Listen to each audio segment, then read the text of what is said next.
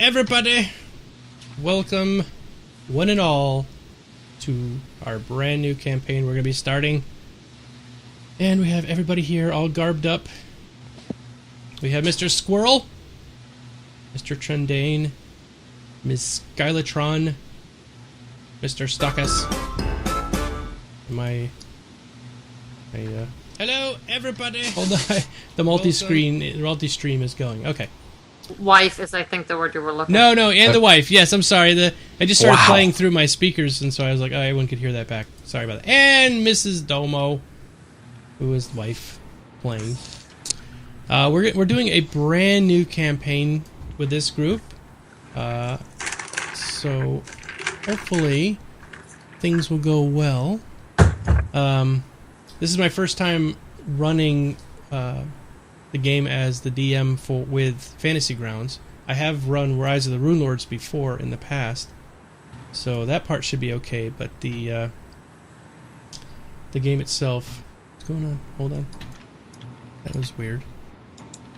Here we go. The actual functioning of Fantasy Grounds will be a little bit tricky, so please forgive us our trespasses as we trespass. Against you! Against us. Yes. And just remember, the rules are simply a guide. Yes. The rules are simply a guide. I guess I mentioned that right in the beginning here. Yes. Because we're doing this as something fun to do. The rules are going to be there, of course, but I'm not going to sit here and spend 20 minutes looking up a stat when we could just easily just go, you know what, let's just say that worked and move on, because we're trying to keep the story going. So that is the goal. And so for those of you who might be heavy into the rules, you know everything about Pathfinder, you know everything about Dungeons and Dragons, you know everything about Rise of the Runelords, this might be a bit tough.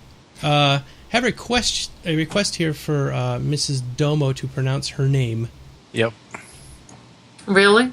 Yep. Yes. Somebody said it in my channel too. Eraldia Drill Bane R. There we go. You can make of that whatever you like.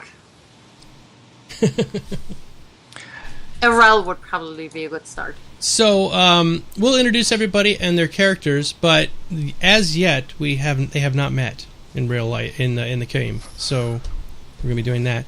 For those not familiar with what we're doing, this is this is Dungeons and Dragons in the future from what it used to be back in the 70s. It's changed a lot, but we're going to be doing live roleplay, so it's not like we're playing a character in a video game. I know a couple times we've done this in the past. People have shown up like, "What is this? What is going on? Why are you guys doing this?"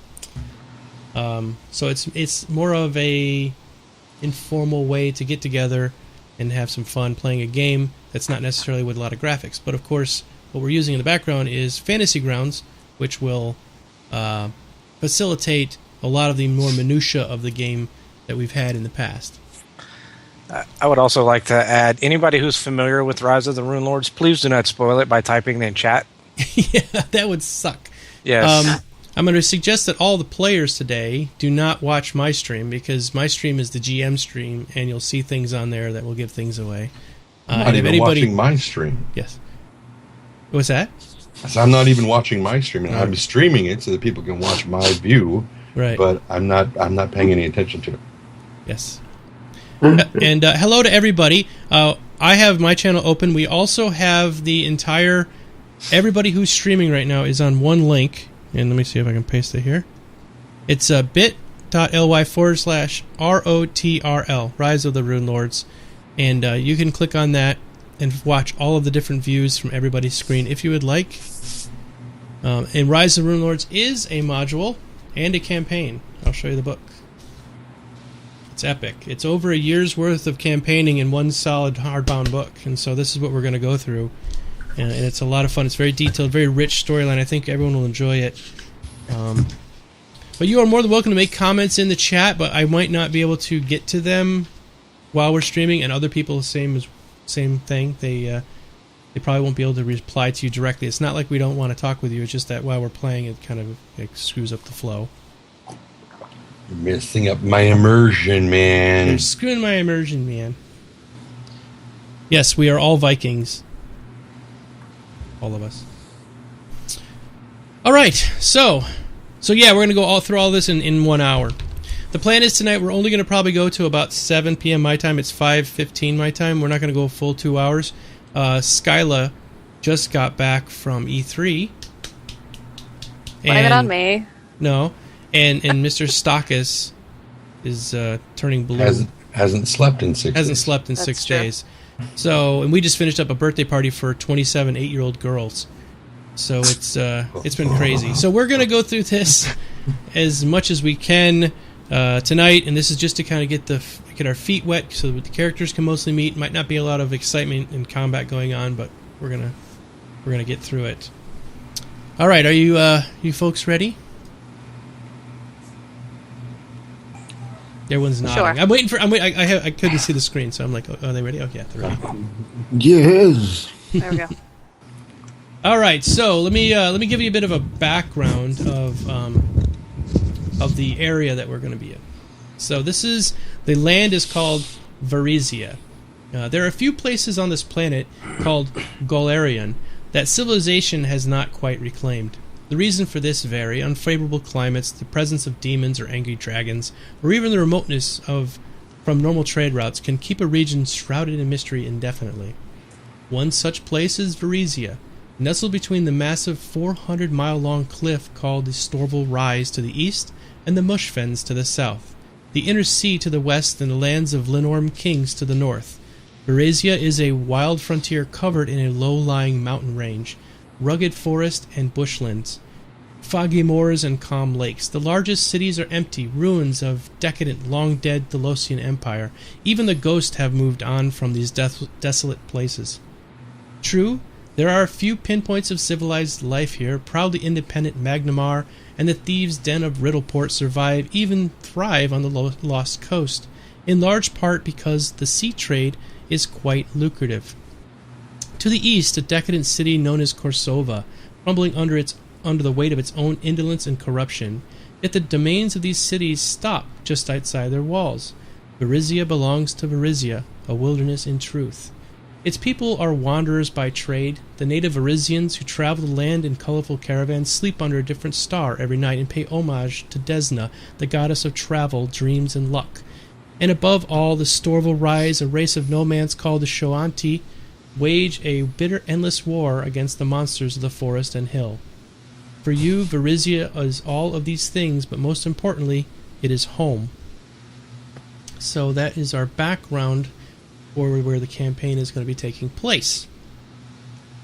Now, all of you, we've talked independently where we're going to be meeting up.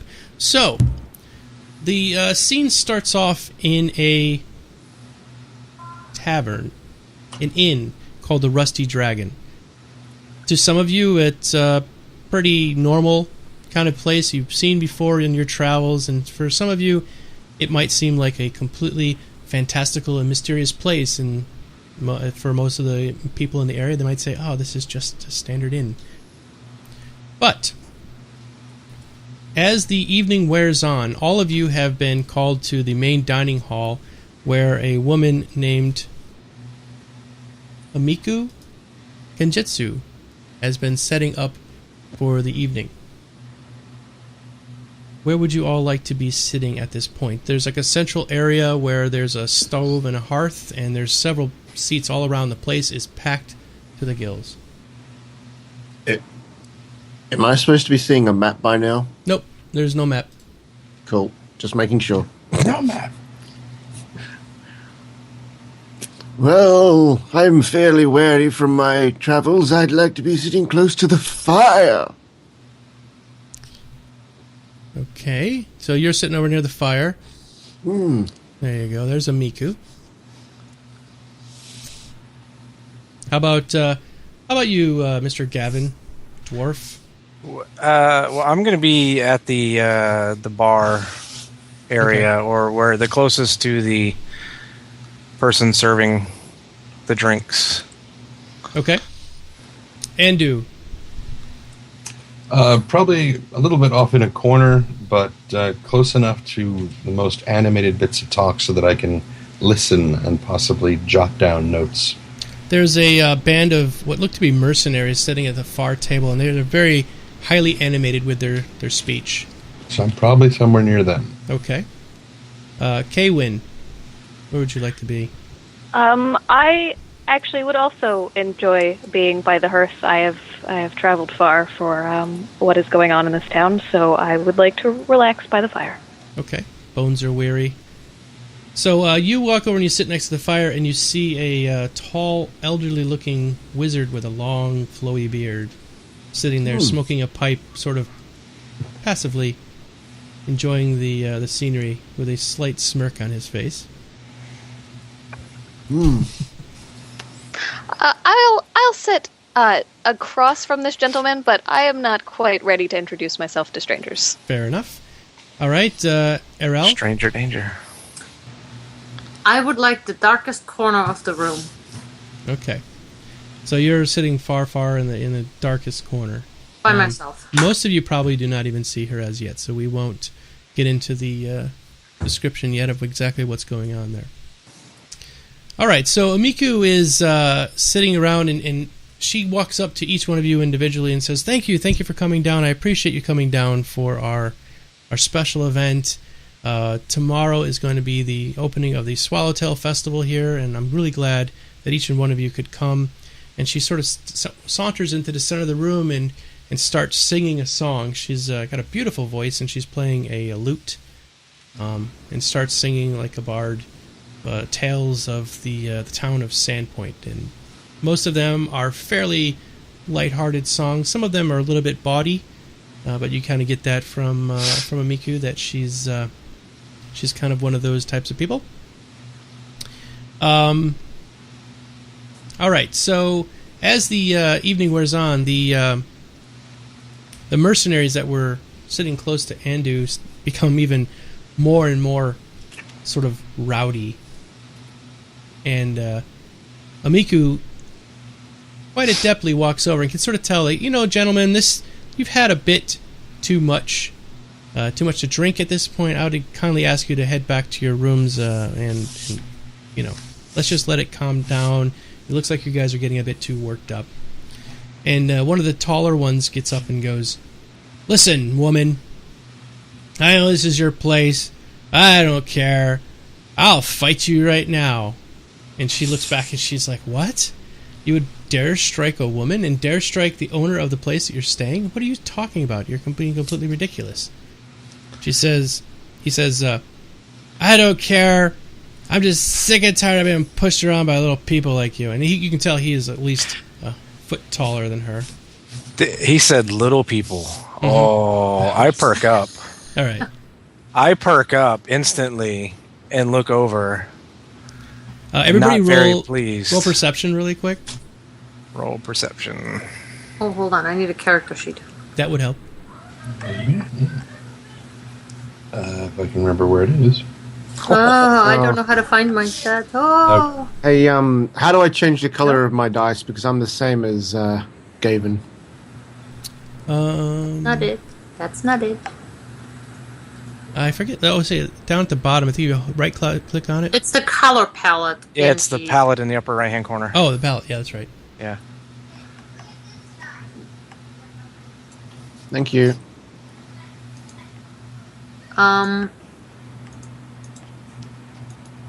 I honestly don't know how to get to my character sheet. Double click your icon in the upper left corner. Thank you so much. Sorry. It's okay. Remember, everybody, we are. I found me. This is our first time for a few people playing this particular software, so we'll be a little bit rusty in the beginning here.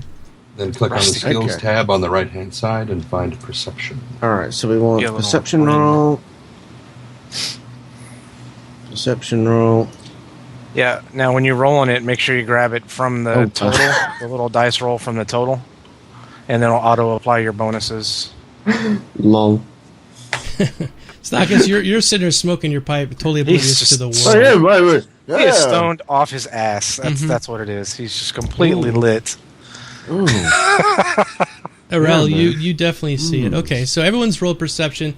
It looks like Andus, you're sort of like, or Andu, sorry, Andu, you're sort of like Well, let's see what's... You're paying attention more to what's going on with the actual loudness that's happening there. Kaywin, however, you and Erel... Kaywin, you're sitting there across from the wizard, and you look over and you see there's a dwarf sitting at the bar, bristling with hardware. And he has an axe in his hand, and he's sort of twisting it slowly, looking pensive, ready to act. Erel, same thing. You notice the same exact thing, and then you look over and you see Kaywin. You see a half elf, looks to be a ranger with a bow, kind of leaning back and paying attention to the dwarf, who's paying attention to the tall man standing there. Simnerd, there are other people streaming, and here's the link if you'd like to watch everybody at once. Okay, continue, sorry. So, Kaywin, what would you like to do? This dwarf seems a little volatile. So I don't like conflict too terribly much. I think I'm going to just stand up and sort of get ready. Okay, so you stand up and you kind of pull your bow out, and you're just maybe spinning it in your hand, sort of. Yeah, just at the ready, just in case. Okay, Erel.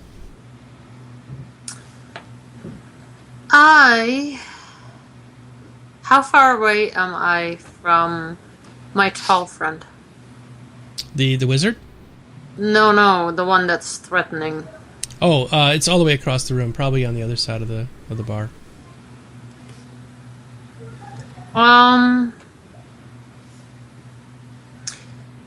Can I... Is there, like, rafters up above me? Mm-hmm, yep. And there's rafters. There's also a couple of chandeliers with, like, probably 20, 30 candles on them.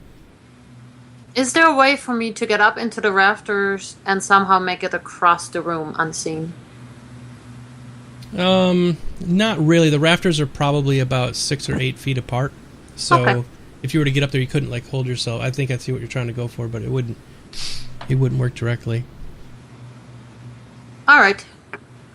I will just, with interest, then watch what is going on, and yeah. Okay.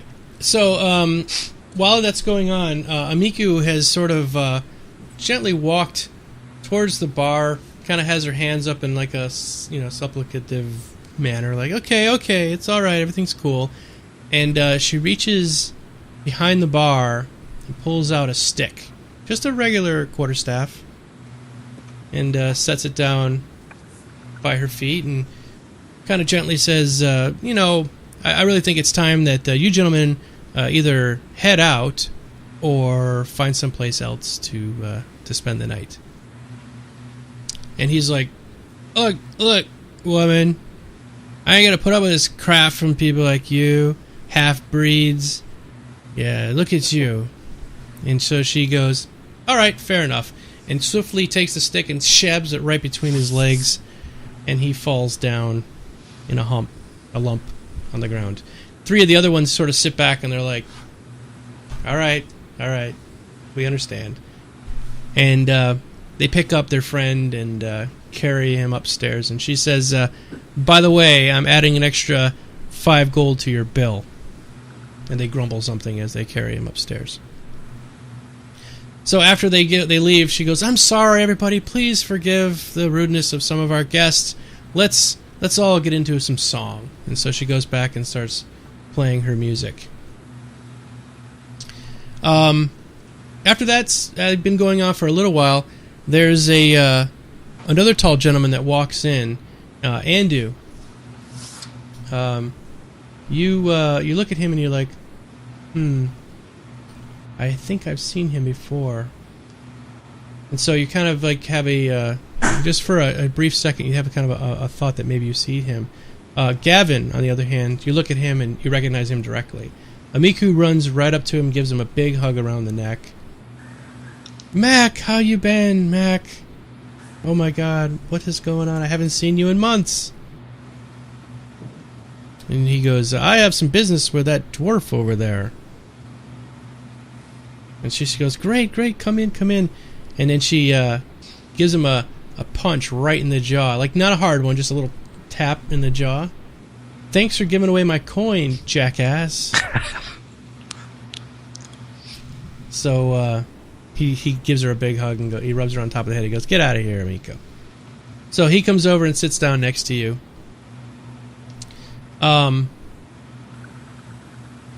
Next to who? Next to you, Gavin. Oh. Andu, you're looking at him and you know you've seen him before, and you have a feeling that he has shown up at the Abbey. At the Abbey, exactly. So you say, I've seen him in the Abbey. Why have I seen him in the Abbey? He's a big, burly-looking guy with like almost like biker leather on. He's got, shiny, glossy leather pants and, leather armbands and sort of a bare chest. So you've taken notice of him before. So, Sakas, could you roll perception? I can. Well, I think we've already established he's stoned off his ass, right? Yeah. Oh, no! He's suddenly sober! He's had a moment of clarity. It lets me see into the future, man. You're my dealer. I love you, man. Takes a while to kick in, but once I get there, I see everything, man. So you notice, you're like, yes, I have seen that guy before, and he's come into the Abbey. So you're basically watching him passively on the side. Gavin. Yes. He goes, he's talking to you directly, and he says, I'm kind of curious how you came across that necklace, Gavin. Well, I don't really want to say in the presence of all these people. Is there maybe a room that we can go discuss this in? Why don't we go to Amiko's room? Excellent. I enjoyed that room. Yeah, he walks like he knows exactly where it is, and you two walk off into Amiko's room. So you guys see the burly-looking man walk with the dwarf towards the back of the room. All right, so while you're all sitting there, another gentleman walks in, and Amico immediately recognizes him and says, "Oh my God, it's Father Xantus!" And let me open him up here. Not open him up. No, I mean I brought the image of him. Sorry. Literally. It's the easiest way to eat a porcupine. Just grab him and turn him inside. All right. So this gentleman walks in, very devout-looking man, in sort of like mild monk-type robes, nothing fancy. Amico, my darling, it is a pleasure to see you tonight. And she says to him, Father Xantus, are we ready for the festival tomorrow? And he goes, absolutely. I just wanted to come by and tell all of your guests that we will be starting at noon for the initial part of the festival, and then the dedication ceremony will start at 4, right as the sun is about ready to set. So she goes, great, and goes, hey everybody, and she repeats what he just says, and says, you all, that's when the festival's going to be getting going. It looks like we're ready to get this thing on the road, so I'm going to head out myself, and the rest of you I will see you in the morning.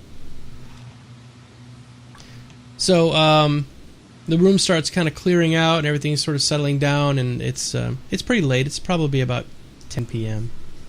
So the rest of you, if you'd like, you can head back to your rooms.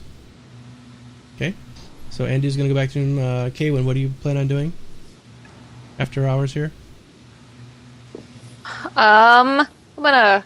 The old man is still sitting across the table from me, eh? Yep.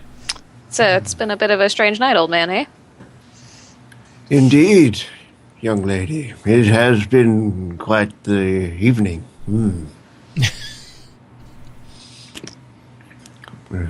Sorry, do I know you?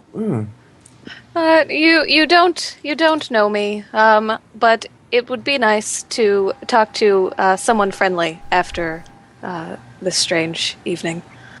Yes. Quite a wallop in the bollocks that man got, what not, eh? If that's what you want to say, yes. Yes, well, I'm He had high it off my coming. tits, so... What? I don't know what I just heard. I don't either. I'm glad I'm in another room. Yes. It was, I'll do the gentlemanly thing. I'm Penry Joysword. It's a pleasure to meet your acquaintance, young thing. My name is Kaywin Moontears. It is nice to meet you as well. But I do believe I'm going to go ahead and retire for the night. Yes. Evening. While I think you would make some interesting conversation, it might be time for me to head up. Oh, very well. Strange, they always seem to run away. Okay, how about you, Errol? I am watching with interest the conversations between people. And the games. And that too. In the games, yeah. Pretty much there's a few more people sort of milling around inside, and some of them look pretty drunk. All right, so... Gavin. You're back in the room with the gentleman, and he says, okay, so break it down. What's going on? Well, as I said, possibly in my haste and maybe a little prematurely earlier, as I was traveling south into the town, I came across this pretty mangled body of a young female. Mm-hmm. And, properly, checked for valuables. And discovered this here item, and saw the inscriptions on it, and wanted to learn more and possibly return it back to the owners and inform them of their loss. Okay, well, one of the biggest problems we have here is that necklace, and now you're telling me that the daughter of Mr. Scarletti is dead. This does not bode well for the town, nor for you if it finds out that you had anything to do with it. So I kind of recommend that either you give me that necklace or you throw it in the ocean. Either way, it should not be on your person much longer. So I want to do the right thing. This sounds a little shady to me. Can you tell me a little bit about what's going on with this Scarletti character and the family, and maybe there's something I can do to help? I'd hate to just turn such a horrible situation into, conspiracy. Well, Mr. Scarletti is, let's put it this way, he kind of handles all the bad stuff that's going on around this town, if you know what I mean. So he's a not very reputable fella. Oh, he's got a reputation. It's not a good one. Ah. So he can make problems for you, myself, the families. So yeah, if you get caught with that necklace and he finds out his daughter's dead, we'll connect 1 and 1 and you're 2, and that's it. I see. He will take care of you, and you won't be around much longer. Well, so you said give you the necklace. What would you do with it? Should I give you the necklace? I'd give it back to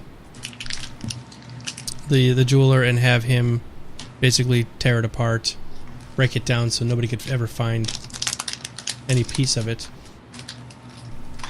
Well, seeing as I don't know anybody in this town yet, what makes me want to believe you that this fella is not a good fella and you're just simply after this necklace? Hey, look, I'll leave right now, and you don't have to give me this necklace. I'm telling you, I would just help you get rid of it. But if you want, you can hang on to it, and wish you all the best luck in the world. Well, you seem to know the young lady who owns the establishment. Let's call her in here, and I'd like to ask her just to see if her story meshes with your story. Okay, fair enough. So Miku, he calls Miku in. She comes walking in. She's like, "Hey, what's going on in here, guys?" And so I basically just explain, what I came across and ask about the Mr. Scarletti. Okay. She says, "Oh yeah, Scarletti. Yeah, he's a boss, a crime boss in town here. I wouldn't want anything to do with him, buddy. I don't know what do you want to do with him. I mean, you got the necklace. If I were you, I'd throw that thing in the ocean. Or if Mac wants to take it, give it to Mac. It's probably not worth your life. I'll tell you that." Okay. Tell you what, let me think about this for a little bit, and I'll enjoy the festival tomorrow, and then if I need any additional advice, I'll come back and seek it. Okay. So Mac's like, "All right." He goes over and he gives Miku a peck on the cheek, and then basically heads out. So Miku's like, "Okay, are you planning on hitting the sack?" What time is it? It's about 10. Like 10? Mm-hmm. Yeah, I think I'm going to call it in early. Okay, I have a lot of cleaning to do in the bar. Remember, you stay on that side, I will stay on this side, and don't try anything, dwarf. Well, tell you what, let me offer some help, and if you need it, I'll be there. Okay. All right, so basically all the rest of you are going back to your rooms, and Arella, have you gone back to your room? You just kind of been sitting there watching? Yeah, now that everything is quieting down, I will take to my room. Okay. So the next morning you all wake up, and each one of you see each other in the dining room getting some breakfast. A nice spread has been laid out for you. Everybody go ahead and take away 2 gold for the night and the breakfast. Except me. Except you. You're set.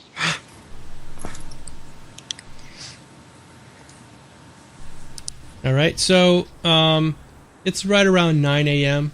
by the time you all get cleaned up and then head out. So if you walk out of the area, let me go ahead and share my map here. The area that you're all going to be going to, if right now where you started off is at number 37 on the map.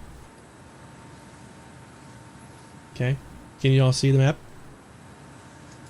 Okay. Yep. Yes. So, 37 is down by the dock district. You have about 2 hours to go wherever it is you want to go. If you would like to look around, if you want to go to specific shops, if you want to ask me where certain shops are, you can do all that. And then by about 11 o'clock, you should start heading towards the square where the cathedral is.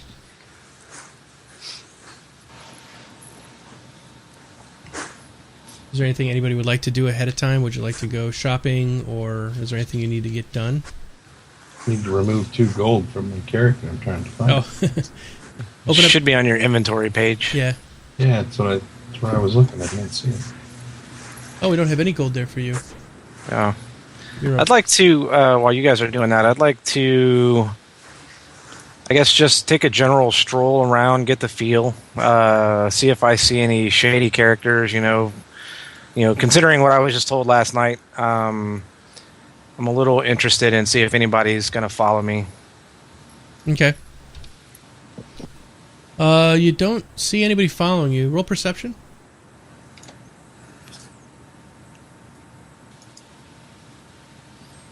It's pretty good. Oh wait, no, you rolled a 3. I was about to say, what are you talking about? I thought I saw a 16 come up. I was like, oh, it's not bad. Yeah. So you don't see anything. You're like walking around oblivious to the world. You're like, okay. You don't really see much. So, Trendane, anything you want to do? Is there any place you want to go before you start heading off to the festival? I was going to go to the cathedral. Okay. Do you want to go to the cathedral ahead of time to do anything like prayers or anything like that? Typically. Okay. Morning prayer. You're going to do your morning prayer, so that's where Andu is headed. Kaywin, what would you like to do in the time you have before the thing starts off? This seems like just a relatively decent place. I just want to take a stroll down by the docks. All right, so you head on down by the docks. Really strong smell of fish in the air. It's definitely a fishing type of area. So there's actually a couple of fisheries down there, some canneries, that kind of thing. Mr. Panry, what would you like to do?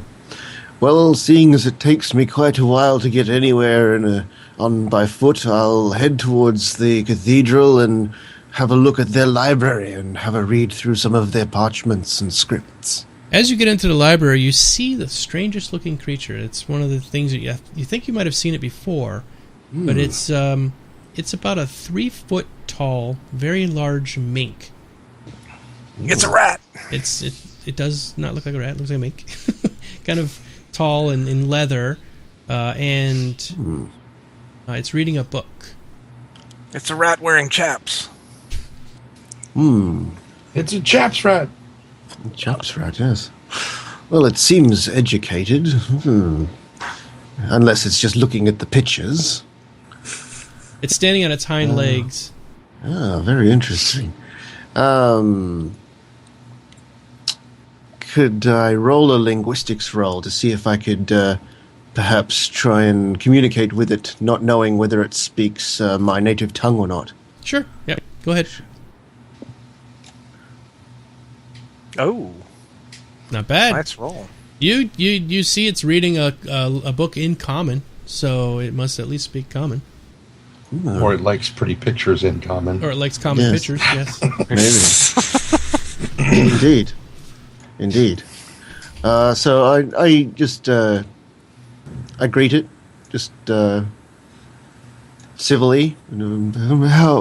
How are you this fine morning? Enjoying the lovely library here?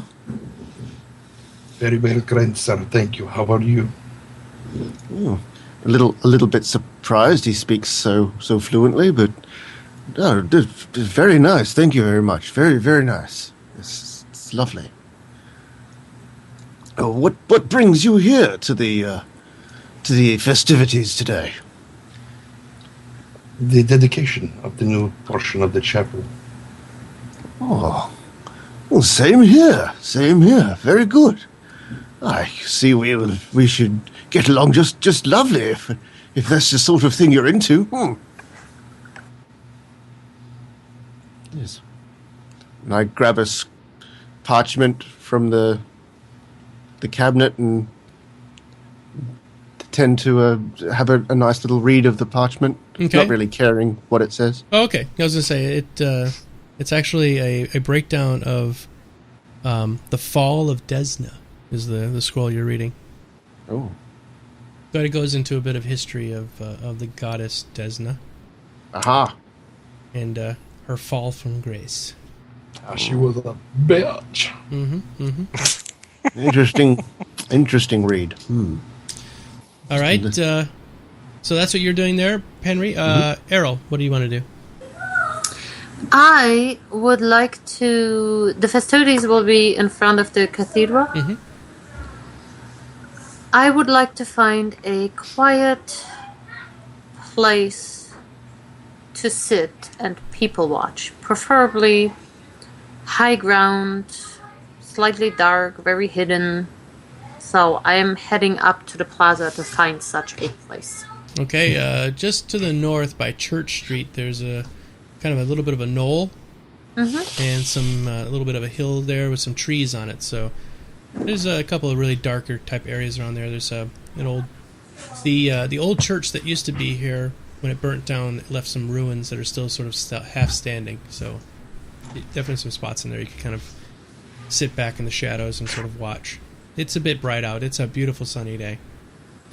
The open area to the left of the big open road looking area, is that where everybody's going to be congregating? Yes. Okay. And actually, if you guys are moving that way anyway, just walking through the town, you'll notice that the whole place is decorated for a festival. There's little butterfly there's little butterflies that are hanging down, paper ones, and different types of cloth bunting that's around the buildings. All of them have a sort of a butterfly, swallowtail butterfly motif. Okay?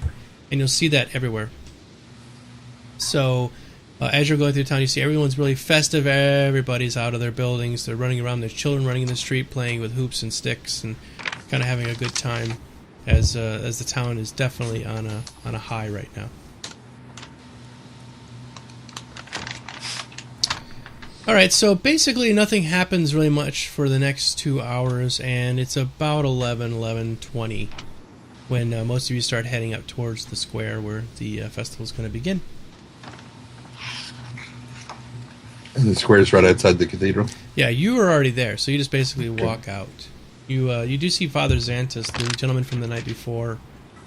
He's talking with a couple of what you would consider altar boys, the people that help him out. And they are they're getting some things ready for the festival. They're walking out on stage, and one of them brings out this large wooden box and sets it on a plinth right in the middle of the center of the stage. So, and then another two kind of walking around. If you're going outside, Andu, you'll see that there's a cart sort of off to the left that has a canvas roof over the top of it, and two of them are sort of looking in there and giggling and stuff like that. So I'll move that way. Okay. The giggling makes me think that perhaps someone needs a rap on the knuckles. I'm not going to do it. I'm just checking to see. Checking with them. Okay. All right. So everyone's up by the cathedral up there? Yeah, I would like to be as close as possible in the thick of things, seeing as to how this is my god. Okay. I'm not so close, considering that there's not a forge or a tavern nearby, so I'm kind of behind the crowd.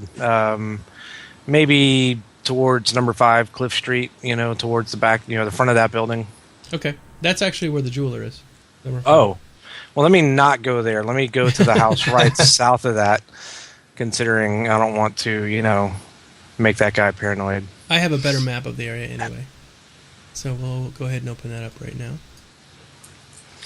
Okay, Dog Joe. All right. So there's the map. 1 second, I got to put your characters on there. Okay, Andu's already on there. So Andu, you're headed towards the cart near the south. That was covered up the. Mm-hmm. Is that about where you are on the map? Oh, I haven't shown you the map yet. Sorry. So say, yeah. I would love to be able to tell you. Sorry. We need the map. Hello. So there's Andu. Kaylin, where did you say you were? As close to the thick of things and the celebration as possible. All right. By the way, guys, as you're in this area, you'll notice that all these places there's all these carts and there's games. You can play games if you want. There's a show of strength kind of thing where you smack an anvil.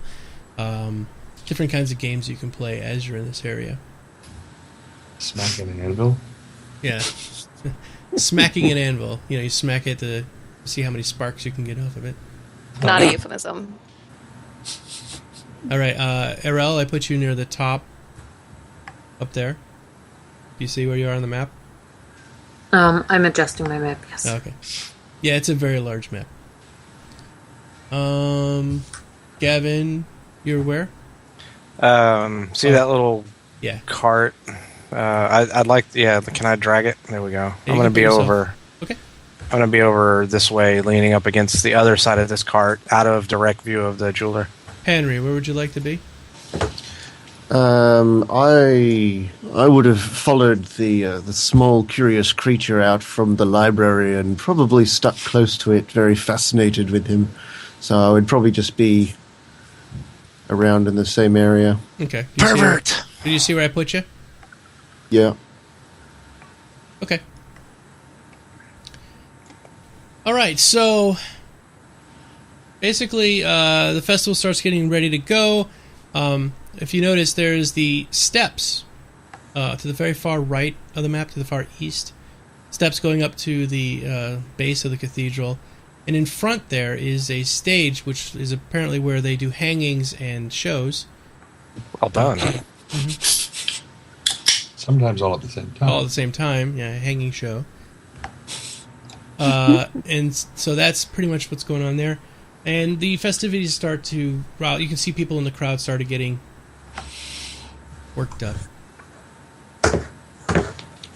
Here we go. Okay. Let me get to the point here. All right.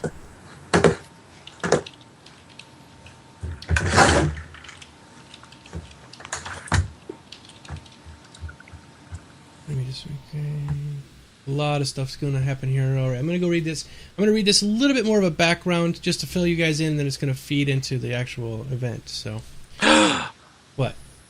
Go ahead. Oh.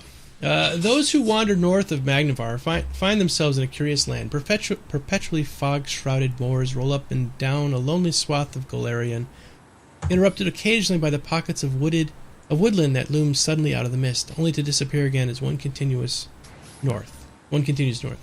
One can travel days without seeing a friendly face or face at all. Going off the beaten path, occasionally a patchwork of sparse farmland breaks up on the horizon, but for the most part this queer place feels both vast and empty. This is the Lost Coast.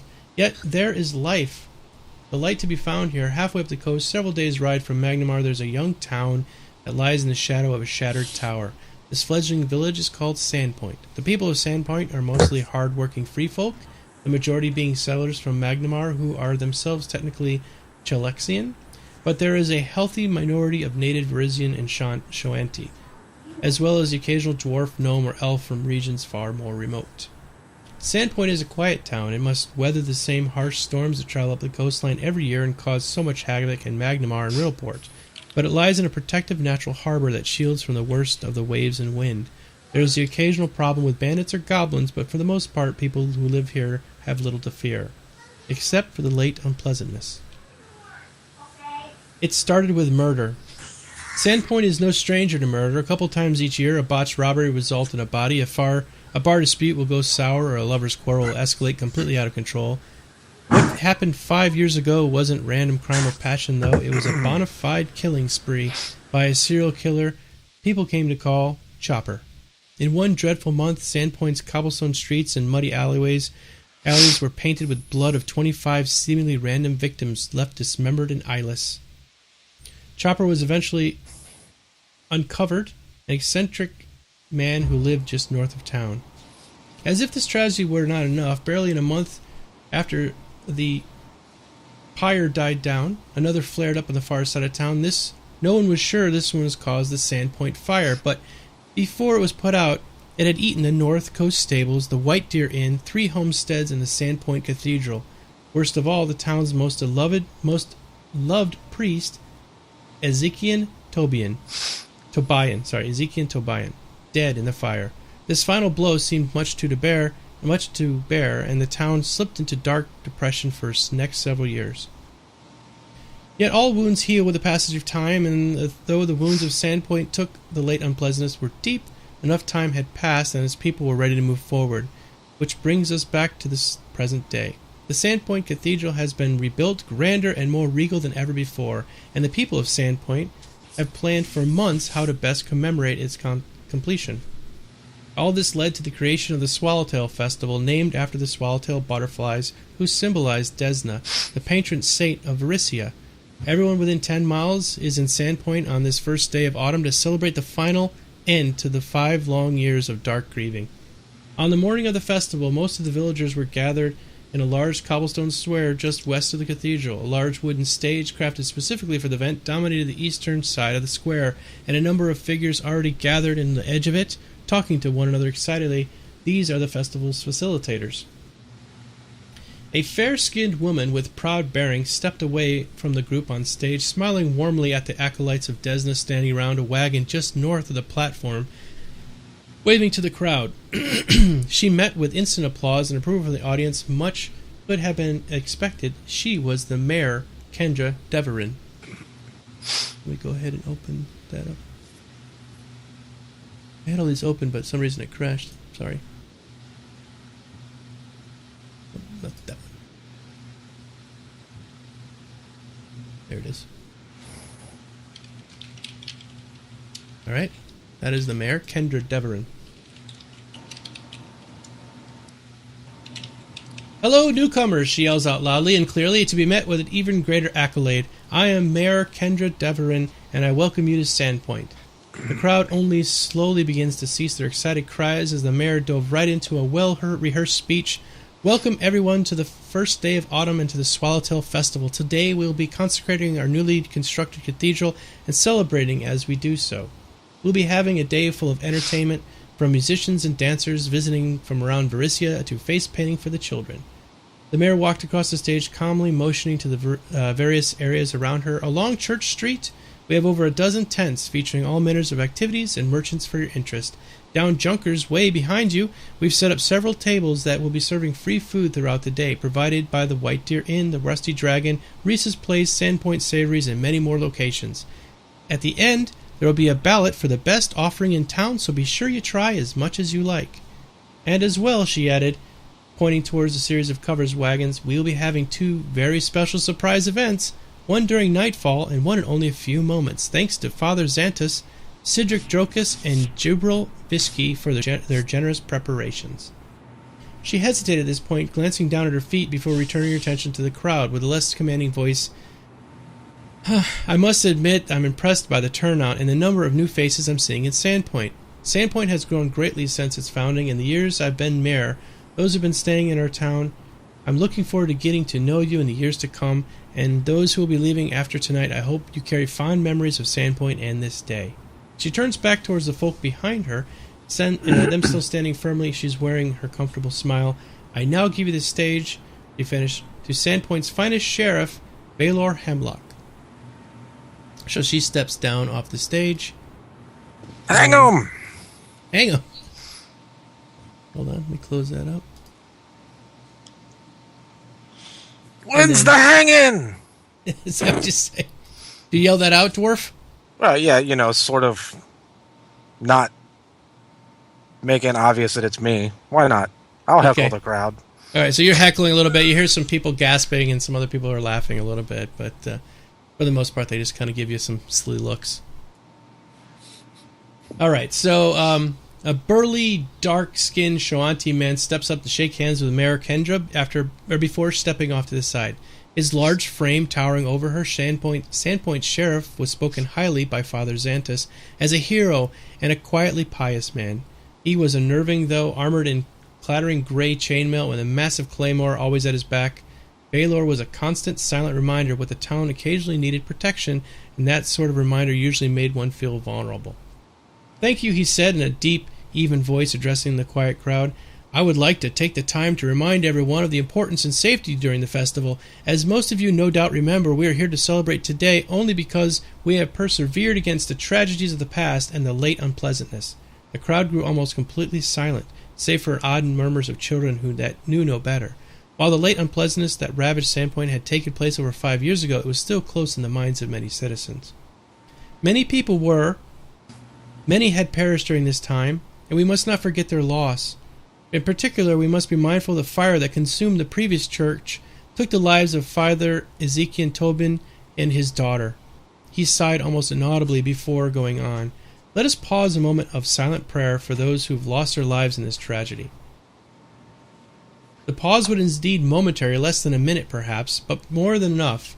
Not a family in Sandpoint went untouched for the late unpleasantness, and all appreciated the significance of the silence. The applause as Baylor stepped down was subdued, and at least at first, because the playwright Cedric Drocus stepped up on stage. So let me... Was it this one? He's not going to do that Scottish play, is he? Don't say the Scottish play. Hold on, I'm going to find him. Actually, I don't have a picture of him, but it's okay. Cedric was nothing if not energetic. Running up onto the platform with a twirl and a flourish, the lean, vibrantly dressed man was more than up to the task of restoring the spirits of the crowd. The fact that he was something of local celebrity certainly helped. A veteran playwright and actor, the shows at his theater were the pride of the town. "Hello, hello, and welcome!" he yells out in a rapid voice that bespoke his quick wit. "Glad you have gotten that out of the way, and thrilled to see the turnout for this festival. I am honored to have been allowed to come up on stage, and proud to have contributed as much as I did. And I must say that this wonderful thing that is nearly everyone in this town has pitched in to help to make the consecration of this cathedral a reality. Of course, I suppose not all of you have heard what went through to get this building financed, with what so many of you being from out of town and all. Perhaps you're curious. Well, it is no easy feat, and I mean just getting the masonry alone." With this, Cedric began several idle tales of various challenges to funding, construction of the cathedral. He wound down quickly, if briefly, when Father Xantus, dressed in full ceremonial robes of satin black and sparkling silver, entered the stage directly behind the playwright, without announcing himself. The development was highly amusing for both the audience and the priest's attendants. Oh! I suppose that's enough. I have suspicion that Father Xantus wants to take the stage. Before I go, don't forget, next week on the 29th, the world premiere of The Hoppy's Curse, a daring play of dark romance and terrible tragedy starring none other than the beautiful and talented Alishanda of Magnamar. Tickets will be on sale in our tent on Church Street. Mr. And Druckus. Ticketmaster. Yeah, at Ticketmaster. Now Father Alabaster Xantus. So he steps down off the stage, and then Father Xantus steps up. Here we go. All right. The priest waved off the foppish playwright with an exaggerated motion before passing his eyes over the still laughing audience. Father Xantus was a man of strong contrast in both appearance and manner. Dark hair, dark eyes on pale skin, chiseled features on a lean face, so soft-spoken and never ignored. Hello and welcome, faithful to the creed of civilization. We gather here to celebrate the consecration of this mighty temple, this beacon of holiness. I am Father Xantus, leader of our congregation, seeker of Desna, and humble supplicant of the six gods. Thoughtfully he began to recite the parable that the more devout followers of Desna knew well. We gather here today on the 23rd day of Rova, the first of autumn, and indeed, if you will recall, this is the time that the goddess Desna fell from the heavens after doing a battle with the dark Rovagug. Rovagug gloated as he began to ransack her palace, laughing all the way as her body fell to the sea below. Though all the world wept for the loss of the goddess and of dreams, it is said that she survived, wounded, washed upon the rocks of the sea. As if on cue, a particularly large wave swelled onto the cliffside well behind the crowd, accentuating the priest's point with a crash. He smiled at his luck and at the surprise of the audience. She was discovered there on the rocks, a blind orphan, forgotten and cast aside by all the world. Though the orphan knew not of who she had discovered and could do little for the wounded goddess, she stayed there by her side, holding a vigil on the beach side, praying and tended her as best she could. And though she tried and knew the goddess had little chance to recover, she remained all throughout the night and into the week, praying and keeping faith. And eventually Desna did recover, though all the world thought her lost. To thank the child who had prayed for health, she transformed her into an immortal butterfly to forever remain with her at the palace in the heavens. Father Xantus hesitated before moving on, raising his arms up to draw the attention to the cathedral. The tall building that is now fully lit by the sun and glistened from the light with numerous stained glass. This story reminds us the tragedy is just a setback, not an end. Though our place of worship was destroyed, and our previous priest, Father Tobin, perished in the flames, we have persevered as Desna would desire, and built anew. In celebration of our new grand cathedral, let the Swallowtail Festival begin! With that, several of the priest acolytes threw off the canvas of a nearby wagon, and the crowd gasped as thousands of swallowtail butterflies, the children of Desna, swirled out into the commons in a riotous explosion of color. The butterflies fluttered in every direction, swarming to meet the awed townsfolk of Sandpoint, bringing out the children, eager to catch them. So there we go. The festival has I presume begun. that's the wagon I'm standing next to? Yes, that is the wagon you're standing right next to. But we lost Gavin. I think the butterflies were too much. He's off plucking wings off butterflies. Yes. Mm.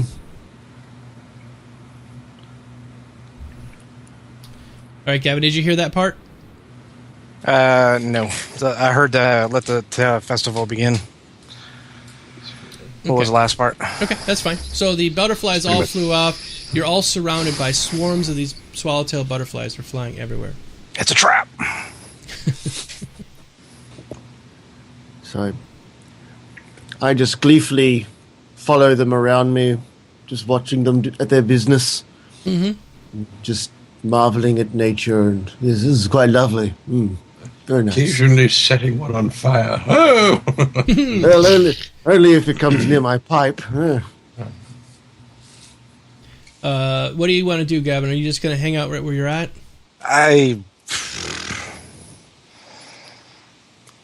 We lost Miss Domo. Oh no! I guess I'll hang around for a little bit. Maybe walk up a little closer in front of the cart or shop or whatever this is. Well, that's fine. Basically, the swallowtails, they all fly away before too long. And, there's a few that kind of flutter around. The rest of you sort of meander around the festival area.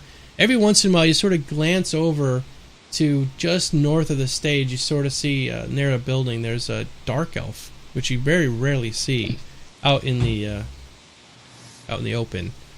Where at? Right north of the wagons, past the well. There's a well there to the north near the building. You see a dark elf sort of standing up. Oh, unfortunately. and then the dark elf walked away. Yes, well, she's the girl who's still here. Her mom just got here. Oh, I see. I'm going to wander over to Father... Xantus? Thank you, him. And because I would imagine that since my family were paper makers and such, would probably helped, restore several of the scrolls that are contained here. And so yes. I probably know him fairly well.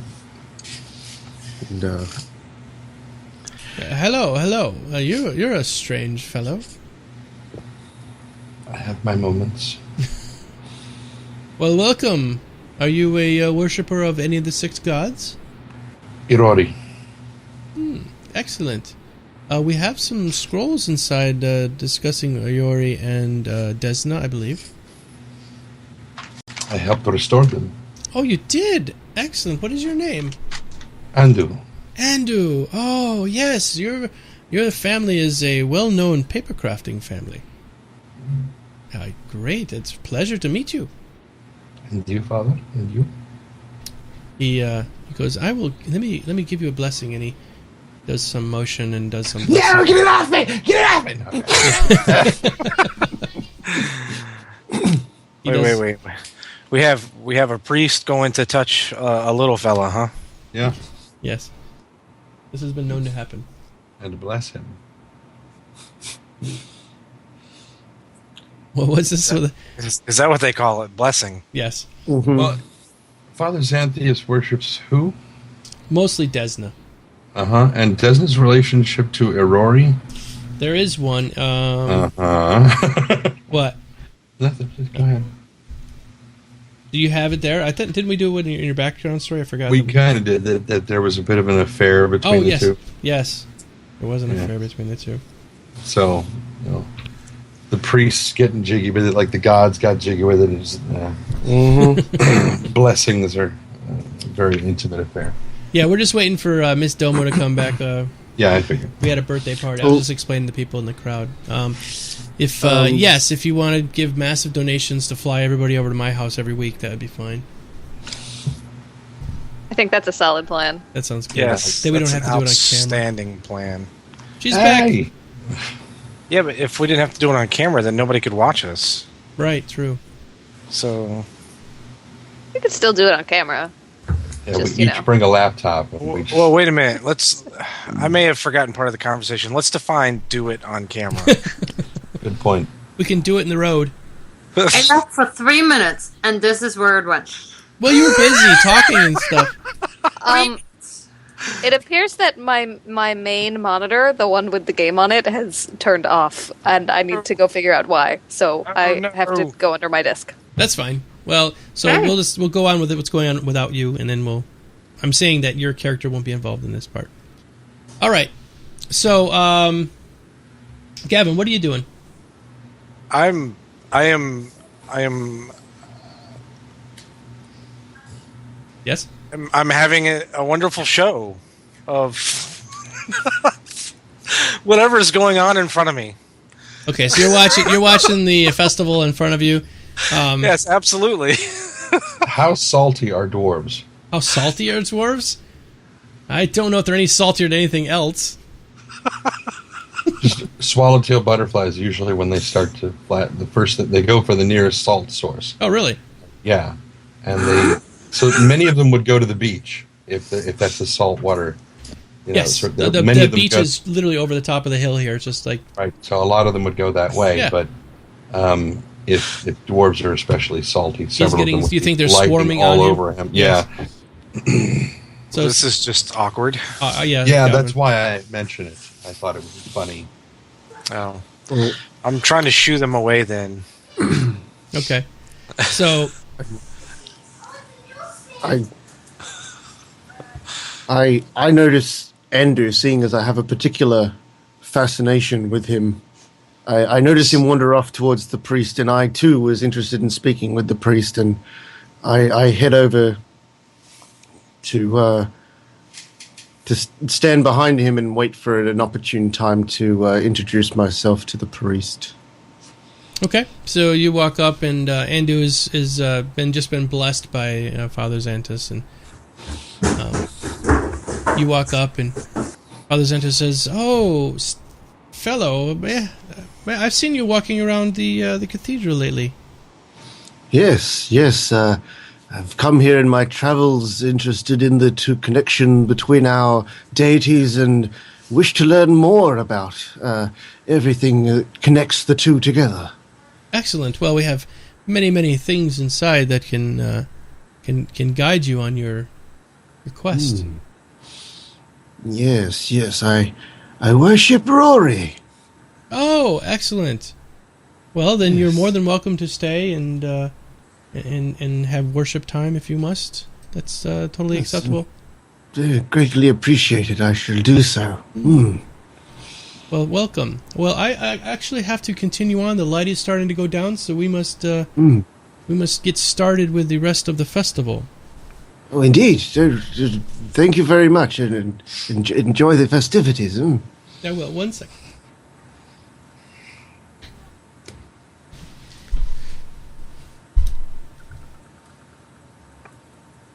Okay. So Father Xantus walks back up on the stage, and where are most of you exactly? Let's see. Gavin, you're still over there by the tent with the.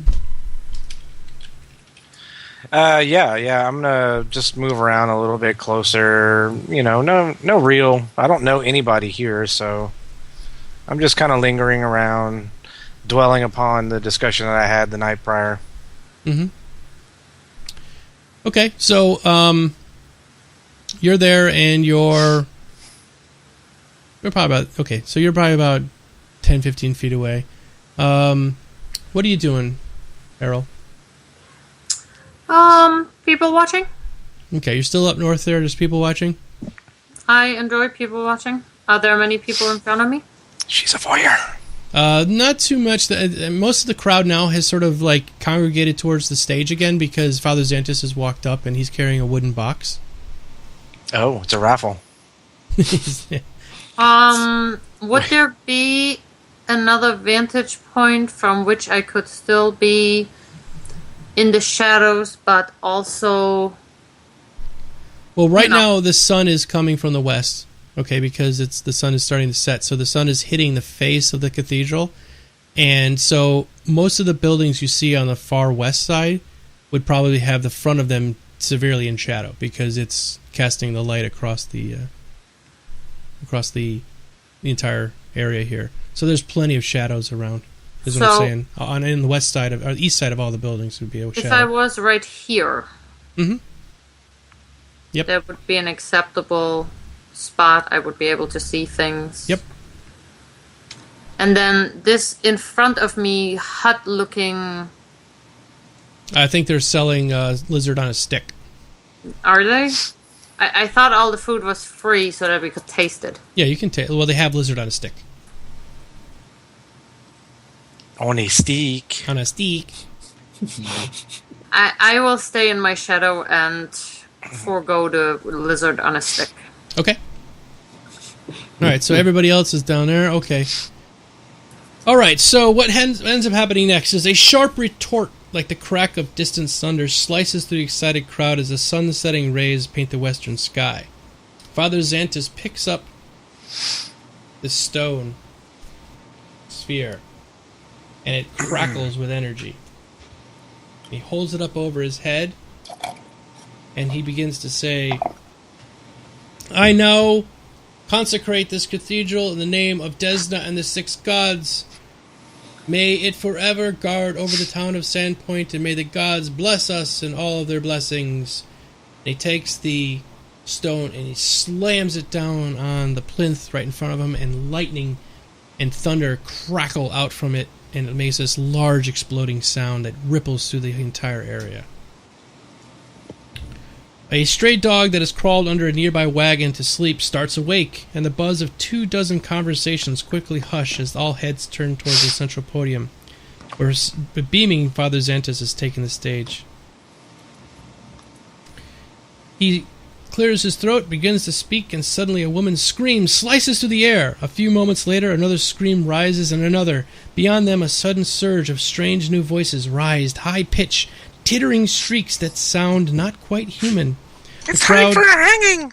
The crowd parts, and something low to the ground races by, giggling. A disturbed glee as a stray dog gives a pained yelp and then collapses with a gurgle, its throat cut from ear to ear as blood pools around its head. The raucous sound of strange song begins, chanted from shrill, scratchy voices. Goblins chew and goblins bite! Goblins cut and goblins fight! Stab the dog and cut the horse! Goblins eat and take by force! Goblins race and goblins jump! Goblins slash and goblins bump! Burn the skin and mash the head! Goblins hear and you'll be dead! Chase the baby, catch the pup! Bonk the head to shut it up! Bones be cracked and flesh be stewed! We be goblins, you be food. And everybody roll initiative, please. And which direction is this coming from? You hear all around you. Interesting. Initiative. Oh, wow. Uh-oh. No! You need to change the color of your dice, son. What happened? What did you roll? A what? A 1? He's stoned again. He's stoned. He's like sleeping on the ground. He's got negative initiative. I mean, he never gets to go. Yeah, how exactly do you chase a baby? I meant to ask that. Somebody brought it up in chat. I was like, yeah, chase the baby? Well, I don't know. I thought you kick the baby. Kick the baby. I'm watching the lightning going. You're still looking around like, oh, the colors. The colors, they're like so pretty. Boots and cats and boots and cats. Boots and cats. Badges. Boots and boots. As you are looking around, you see goblins come charging out from different areas. Oh, no. Wow. Hello. So that's what you see. And then everybody roll. Okay, so... They're yelling YOLO. YOLO.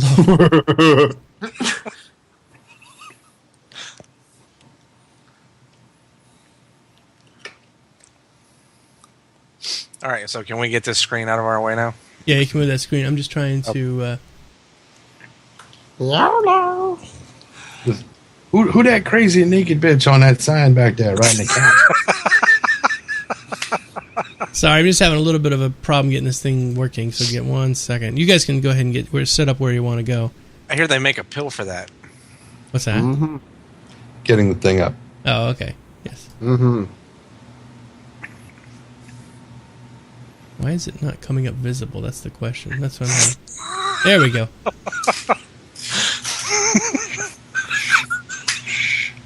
There we go. I'm sorry.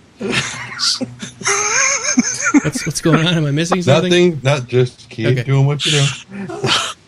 I'm sorry. I'm so juvenile. Okay. All right. Oops. Well, it's fitting that you're playing a little person then, isn't it? Hey, I'm shorter than he is. Yes, but you seem to have more common sense than him. You're fluffy. want you to curl up on my lap. Whoa, wait a minute. I do secrete oils, you know.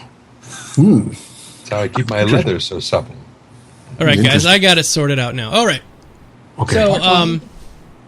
So what you see is you look up to the northwest, and you see 3 goblins come charging out from behind one of the carts. There's the night elf is over there. All the people that are in that area immediately start fleeing to the west to get out of the square. So, what do you want to do, Errol? Me? Mm-hmm. You brought them, clearly, so... Yes, I did. They're my friends. They're your demon swarm. The stand in front of me, it has a roof, sort of. Well, the one with the lizard on a stick. Yes. Yes. And then there's a vegetable cart right there with vegetables on it. Will the roof support me? Yes, absolutely. Okay. Have my friends seen me yet? They are mostly paying attention to the dwarf down below. What? Fantastic. Yeah, The they one came that out from is behind the cart. closest to me. Mhm. Can I attack it in all in one go? You could possibly move. Let's see, 1, 2, 3. No, it would be a move of 10 feet, and then you wouldn't have attack that turn. All right. Then instead, I will climb the. Yeah, you can get on top of this in 1 turn. I will do that, Okay, so you leap up there without a problem. but I would like to be there. Okay, fair enough. Okay. All right. So let's go down the row here. I might have also removed my scimitars from my back.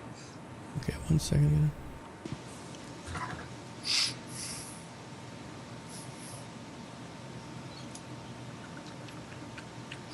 There we go. Oh, I have to pass my turn? I can pass my turn. Yeah, you have to pass your turn. Oh, actually, it seems to be Gavin's turn. Well, hold on. We put it back to your turn. There we go. Now it's fixed. Go ahead. So you can turn. Now it's Andu's turn. There you go, Andu. Ooh, I don't have I a seem whole to lot have to 0 do. hit points. Why is that? You might not have reset him after last time. Yeah, Looks hold like on. 21 to me. It's okay, I'm not going to What's get hurt. initiative, sorry. No, you're definitely have more than 200. Hold on. Not a whole lot to do, but I guess I'm going to kind of move in a little bit closer to about, and sort of nudge back up against the stage, and Okay.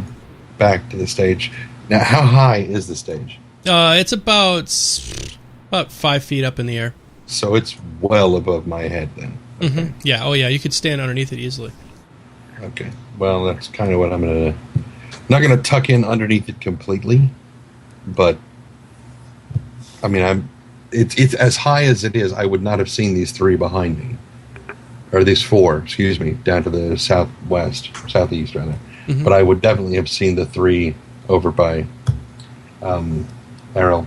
So I'm probably gonna, have my staff and just kind of back up against the stage, just because I don't know the other 4 in there yet. Yeah, those actually, most of you don't know that I screwed up. I was supposed to show those yet, but they're not being annoying right now. They're actually just running around chasing dogs and little kids.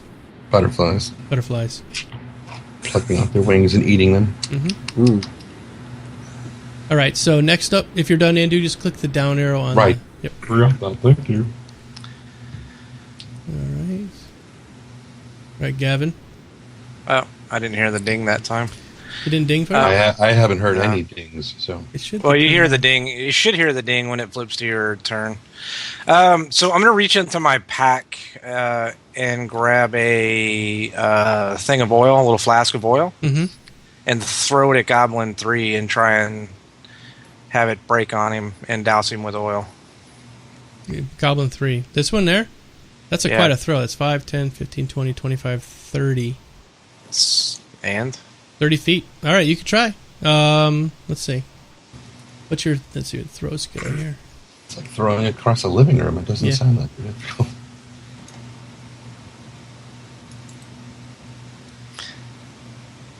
Let's see. Yeah, I don't know that there's exactly a throw skill. Yeah, I'm trying to think about what would be equivalent here. Would probably be the equivalent to a ranged throw or a ranged roll. Yeah, do you have ranged weapons? Let's see. No, but I could just throw a ranged because my... Yeah, that's what I'm saying. That wouldn't make it either way. Yeah. It's okay. So you throw it, oil splashes at his feet, it hits a couple of feet short. You can still do something else if you'd like. When the time comes. If you'd like to move or something. Yeah, I'm gonna move over here. Okay. Oh wait, I'm sorry, one square. Since we're in combat now. Yep. Okay. So are you done? Yeah, I'm done. Let me hit the button. All right, from down below, you all hear what sounds like a drum start up, and some kind of song that's not in a language that most of you understand. Let's see, who speaks? Does anybody speak Goblin or Dark Speech? I do. I speak Goblin. You speak Goblin. He starts singing a song about eating horses' legs. How he loves to eat horses' legs. It sounds like a battle chant of some kind, is what you can make out. So he starts doing that. And as he's doing that, the goblins from behind that cart start jumping up and down, really excited. They're worked up to a frenzy, if you will. Mm-hmm. So that's what he's doing. These ones aren't here. Okay, Kaywin, it is now your turn. What would you like to do? Can I get up onto the stage? Yes, absolutely. For better You're 5'10", viewing purposes. Yeah, you could easily hop up there in this turn. Okay. I don't know how to do that. Just drag it, I think. That's what I tried. Oh, yeah, you're right. It's working now. Okay, there you go. And of course, draw my bow. I have a range of 60 feet. Mm-hmm. You could shoot anything on this map if you wanted right now. Okay, can I go for that one by the dark elf then? Mm-hmm. Yep. You want to try to shoot it? Yeah, I want to try to shoot it. Okay, so what you'd have to do is, do you know how to do that yet? To do combat? Maybe. Okay, open up your character sheet. Yep. And then hold on, let me see. And the one you're going to want to pick is one that says on the actions at the bottom. Yep. You're going to go for your short bow. There's two little arrows there that say ranged, and right next to it has a 1 with a little tiny die in the upper corner. Okay. Pick that up, but okay. hold the left down and drop it on. You have to drop it on Goblin 3's head. Don't drop it on the middle of the board. Okay. Okay. No. It's not bad, a 14, but it's a miss. Yeah. So you shot at him, arrow goes flying right over his head. Toof! Okay. Damn it. It's all right. Not bad. Next shot, or next turn, I mean. So you hit the down arrow on your turn. Yep. Okay. There we go. And he's not in here. I have extra characters on the combat thing. So. All right, go ahead, Panry. It is now your turn. Do I notice the goblin down near the front of the building behind? No. Okay. The ones down there, yeah, they're jumping up and down, being all crazy. They're like smashing the cart, eating food. Okay. Skills. What have I got? I don't really have... What can I do? I might move... I'll just move to the... up onto the corner of the stage so I have a better view of what's going on.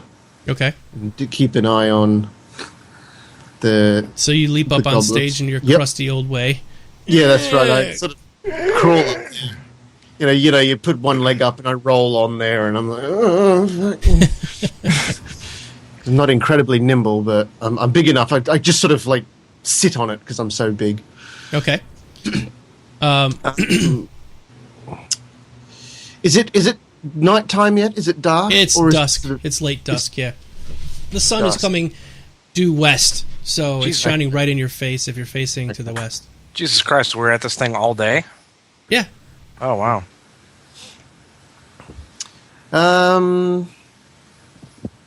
I'm going to see if I can't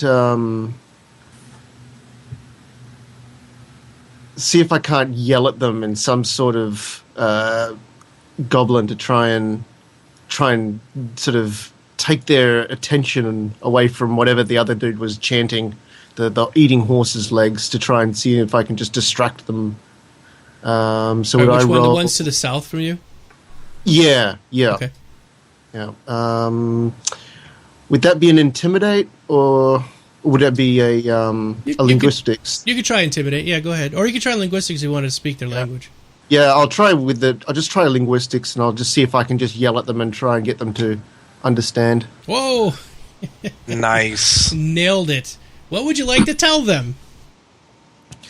I tell them other. I yell at them in a very commanding voice that this is a sacred place and they have no place being here, and they would do best to leave this place before I use the power of the god to smite them. One of them is chewing on a piece of shoe leather. He looks right at you. Gives you the middle finger and goes back to chewing the shoe leather. Lets out a fart. Yep. I see, an unruly mob. There's not much else I can really do at this point, seeing as I'm not very combatant. I haven't got any sort of. Have I got long any range death? I might have a spell.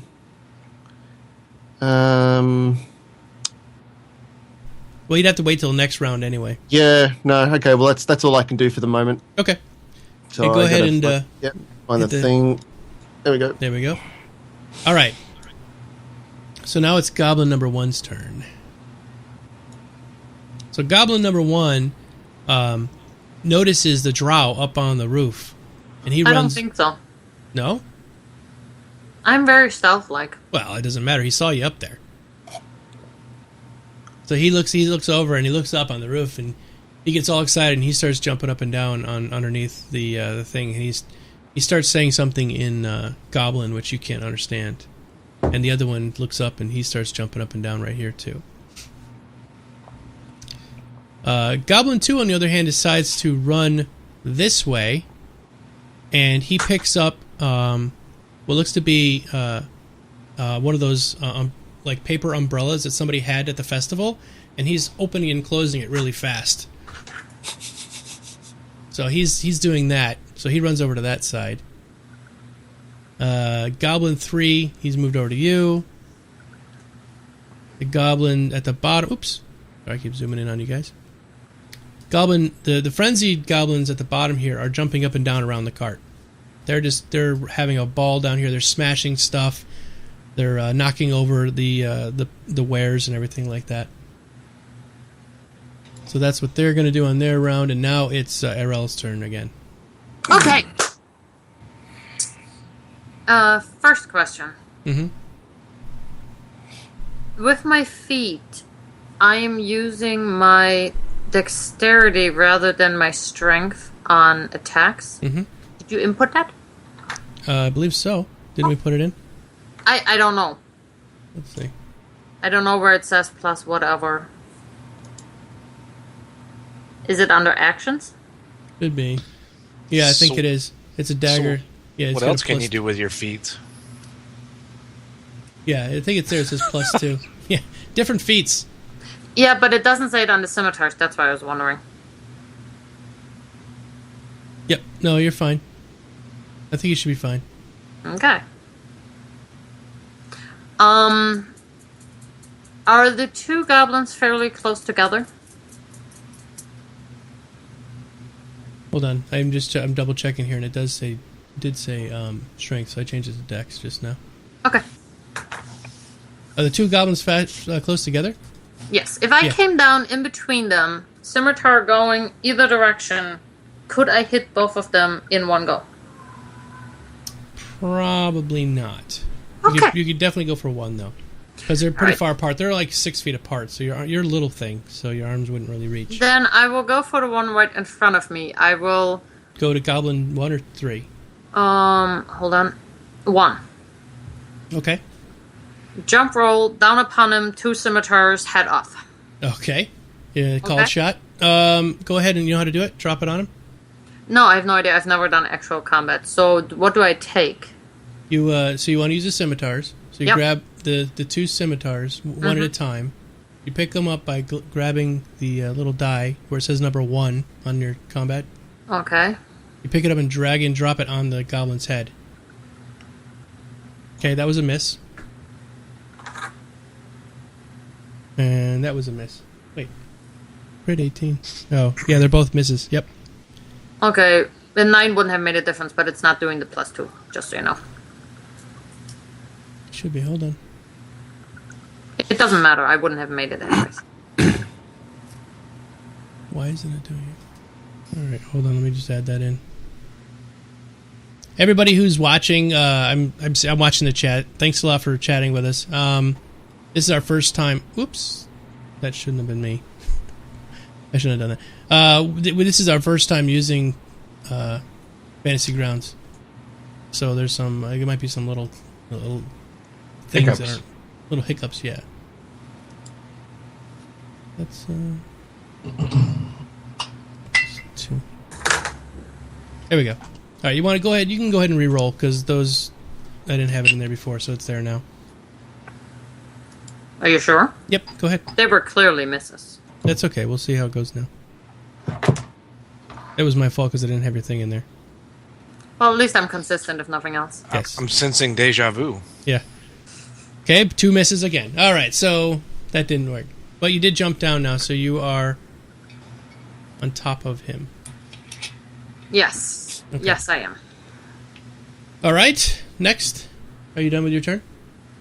I am all done with my turn, and I'm heading off. All right, and do. JB. Good stuff.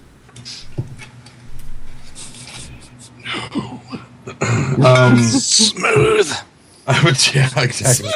Yeah. I'm reliving last Thursday when I was drunken space trucking.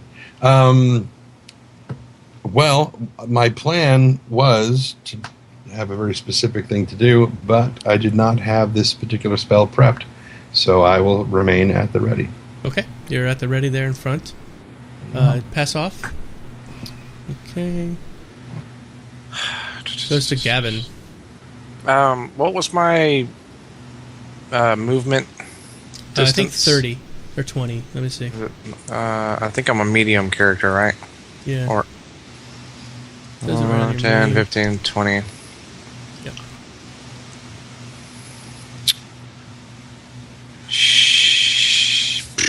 Shit. If I move up to Goblin 3, is that going to provoke a attack of opportunity? From him? Yeah. No, he's paying total attention to the drow that just jumped on All right, cool. his buddy. Which way is he facing? He's facing north now, or northwest. So I'm going to move up behind him. And I'm going to ensure that I have my... hang on. My... didn't we have a shield on? I thought we picked up a shield. Yeah, I thought we should pick a shield up for you, didn't we? Yeah, but I don't know. Oh, yeah, it's shield. Okay, shields. It's in the armor class, but we didn't put it in the notes. Yeah, I'm gonna make sure I have my shield out and my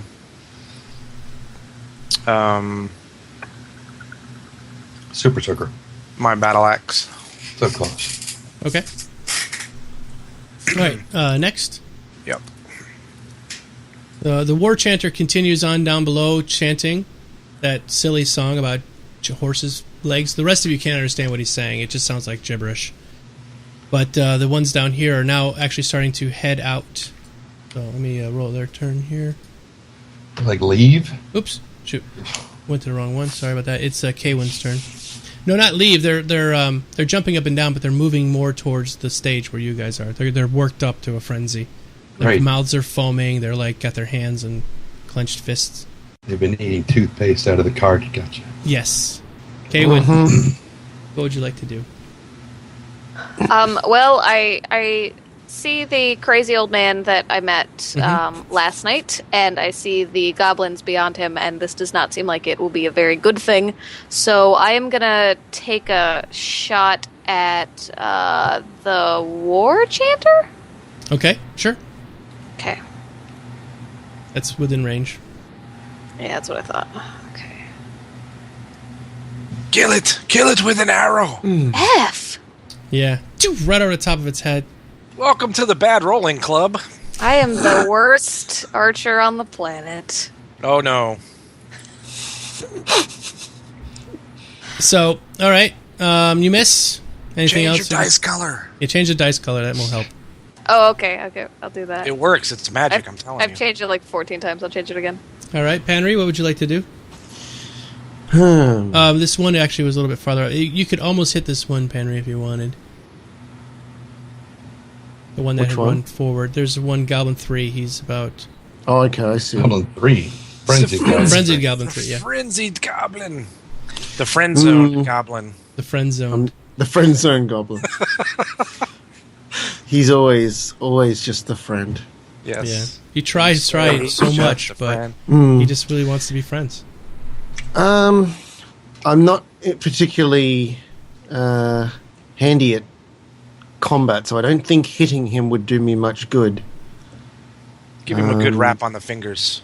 No, not That's from about this range anyway. No. Well, that's, even if I moved close in there, I'd just put myself closer to harm.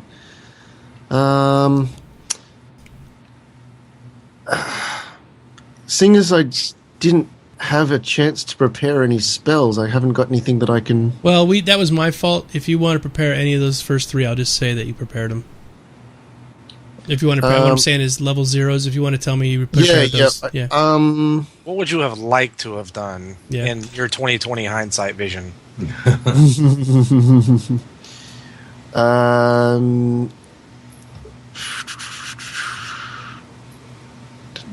I would probably use something like...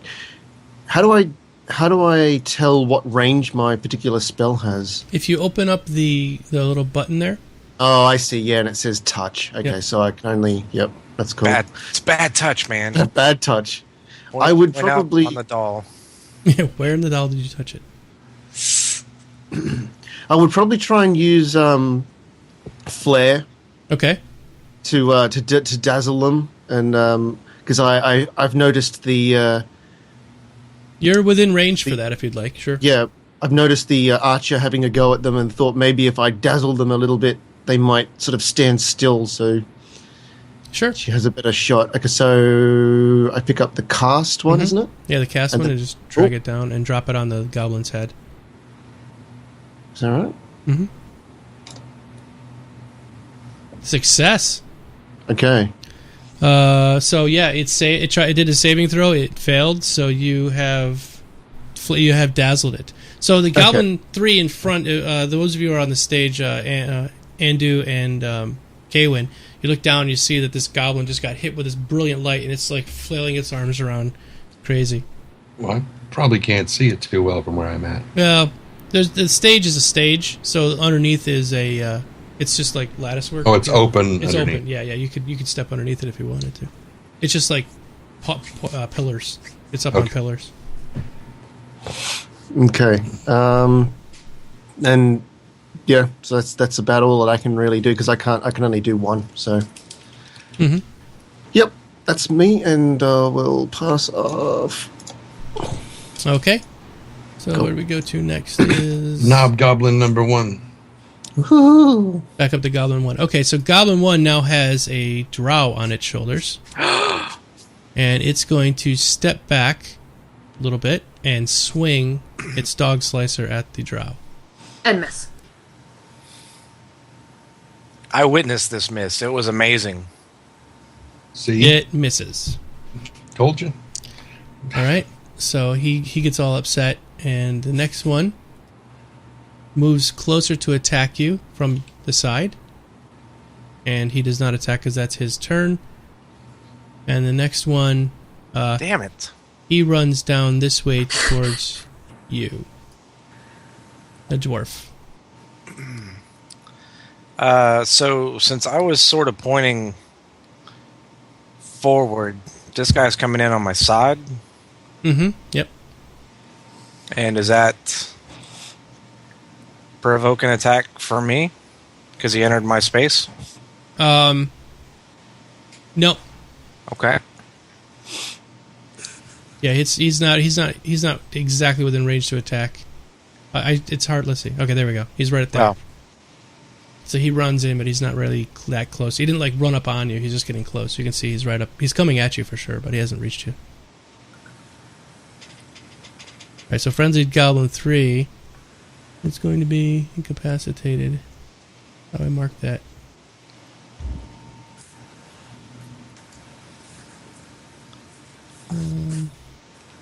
Actually, I don't know how to do that yet, so that's okay. We'll just know that he's incapacitated. All right, next one is Irel.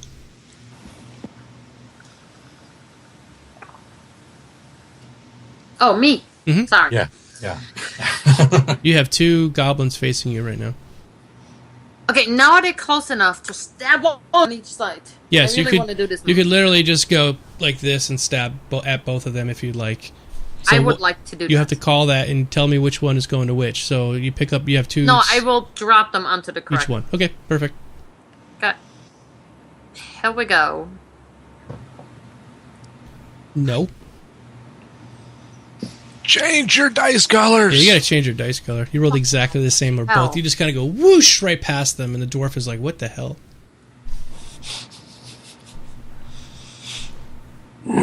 Oh, I'm passing my turn. I'm Okay. changing dice color. All right, Andu. What would you like to do, Mister Mink? I have an odd question. Mm-hmm. This is usually where the wicked creativity level of my character comes out. If I create water, does it just make a bottle of water? Or does it create a volume of water? It creates a volume of water. So you can say, I want to create 10 gallons of water, and an orb of water appears with nothing holding it together, and it just falls. So you're basically saying we're about to encounter water sports. Kind of. From a God. stinky mink. T-shirt contest? I think he's thinking something else. Yep. Well, what was specifically going through my head was something that'll probably come to pass later on, so I'll wait until that happens. But for right now, Andu's just kind of... This is kind of his first fight.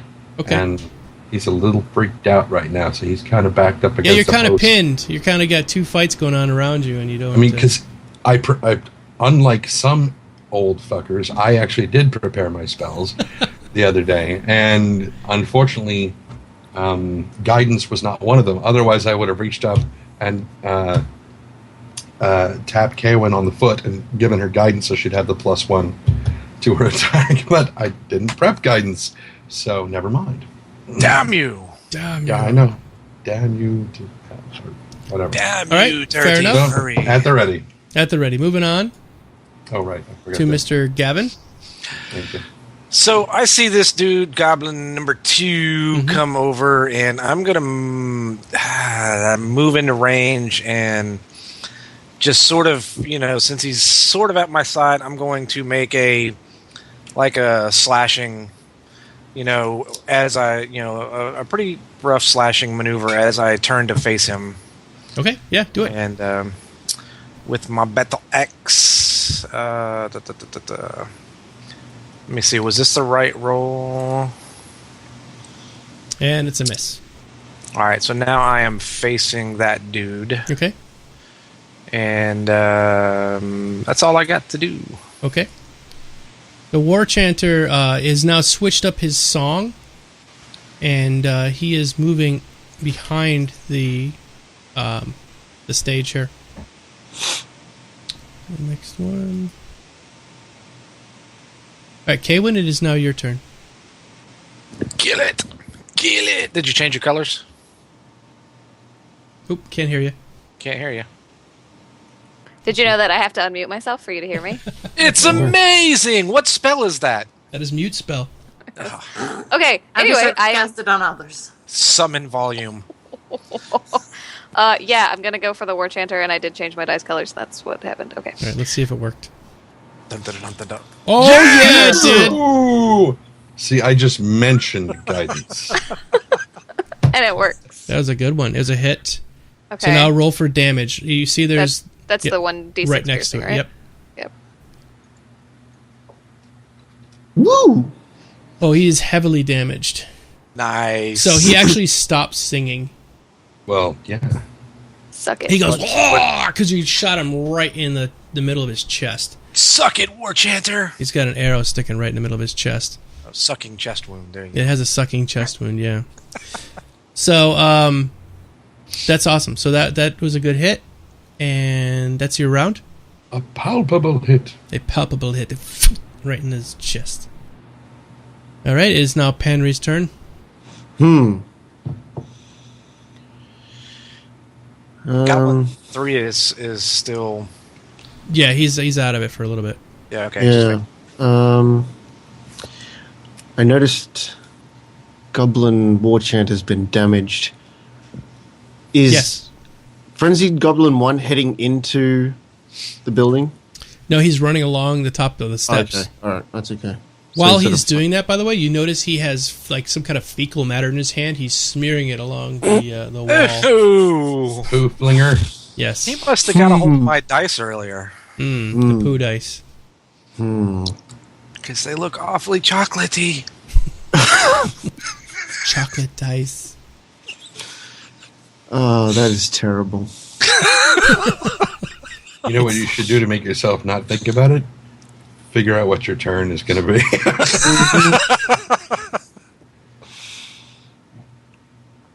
I'm trying to. Can I summon my familiar? Yeah. Yep. How do I do that? I'm not too sure how to do that. Your regular familiar. Which familiar did you pick? Oh, yes. The monkey. The monkey. The minky. Yeah, you can go ahead and summon him. So, is there a particular? No, you just basically say, "I want to summon my familiar," and he comes. I summon my monkey. Is that easy, friend. really? Is that easy? I summon my familiar. You have a familiar too? No. Okay, I was gonna say, well, I don't remember your familiar. But if it was So, that say easy, it, we I'll should get all one. do it. But where are his stats? I don't understand. If I order him to go and attack one of the goblins, where do I? I have them all right here. They're in the bestiary. Okay, all right. I thought he's more of a familiar, so he doesn't. So he's not a. Oh, he's not a thinger. Combat yet. No. Oh, okay. He's there to help you out with things. I'll summon him anyway because I Okay. think he gives me dexterity. I think or something. Yeah, I think so. Which I might need. So I'll summon him. Kinky monkey. Yeah, I look over behind me as these three aren't particularly in a threat to me at the moment. I see the Goblin 2 sort of having a go at the little bearded fellow. I'm not going to call him a dwarf. Can I... Where is it? I'm trying to find it. There was a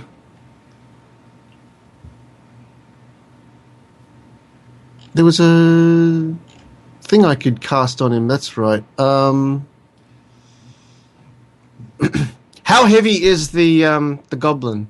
About 60 pounds. Oh shit! I can't lift him up then. Oh, you're gonna like prestidigitation? Yeah. Yeah, I was try to gonna. lift him up. It's going to try and do that, yeah. I might try and if I throw a flare at that guy, will the dwarf get dazzled as well? It would, but you can only use it one time per day. I know. I was just asking. Oh, yeah. I know. I realize that. There's not much I can do. I'm going to have to pass on. Okay. I can't really do much else. All right, you got your monkey with you. Got my monkey man. All right, What's next. his name? You haven't come up with a name for him yet. All right, Goblin 1 is going to swing his dog slicer at Errol. And it's a miss. Goblin 2 going to swing his dog slicer. Or that's Goblin 3, sorry. Goblin 2 is going to swing his dog slicer at Mr. Gavin. And it's a miss. Wait. Did I hit? No. Why does it say attack crit? Oh, crit is a 19. Oh, I see. Never mind. You would have to roll a 19. Yeah, I misread it. I got my camera right there, which is terrible. I got to figure out a better spot for it. All right, so then Goblin 3 going to swing his dog slicer at Errol again, and that one's a hit. So then I'm going to drop that on Errol. Wounded. So Errol took a hit. I hear the ambience in the background. Yes. Yeah. That's the kids in the That's street. the goblins. The goblins screaming. Yeah. With their umbrella. All right. Yeah, speaking of which, Goblin 2 had an umbrella. What did he do with it? He dropped it. What a dick. He just threw it on the ground. I know, right? When he saw Gavin, he was like, "Oh my god!" I attack you with this umbrella. I have an umbrella. Dwarf. Shit. Better drop the umbrella. How does that logic work? It's goblin logic. Ooh.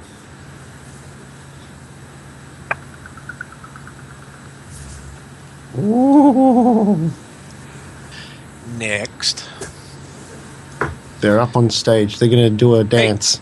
Make a little love. Get down tonight. So that days on Frenzy Goblin 3 was only a one-turn thing? Yep. Okay. This may change my plan. Ooh. This is not good. That's part of what may change my plan. Oh, it's All right. me. Yes, it's your turn. I changed my dice color, Okay. and with that, I will now do amazing things to Goblin 1 and 3. You're gonna stab at him again with your two I scimitars. sure will eventually. If amazingly I keep doing terrible. it, I stab at thee. it will work out eventually. There, it worked. See? Okay. Mm. All right, so Goblin 1 takes a hit. So go ahead and roll your damage on that one. And it was a crit, too. Mm-hmm. Or no? Mm, It'll do the math for No. it already. it was a 17. Right. Crit was That's 18, the- and she got an 18 or 19, right? Yeah, right next to where the it was a scimitar is. 17. Yeah. Oh, It the says base roll has to be. 1d6 2 plus or 1d6 plus 2 slashing. You pick that up and you drag it on the goblin. Oh. Nice. Didn't I He's crit though? You disabled him. You got the Great. Now he's going to go get a handicap placard, and he's going to get prime parking at the mall. Yes. I don't think you get. I think you didn't get a crit. It would have automatically done it if you had. If No, it had because critted Because she rolled initially she rolled a 17. 17, but you get Oh, the it was a bonus 17. on it. Yeah, That's you get the why. bonus Okay. on it, but you don't get the actual number. I got to Right. move my camera. This is really not working because I can't see the rolls at all. Thank you for one person paying attention. I'm paying attention. I just can't see it. No, I didn't pay attention either. Oh. All right. Whoop. Oh, there's the camera. And we're done. Okay, thank you. Actually, we Oh, have what, I'm an all hour done. I left? should move. I keep forgetting. Well, that's the question. I was going to ask Skyla how she's doing, if she's good for a little bit longer or what. Yeah, I'm fine.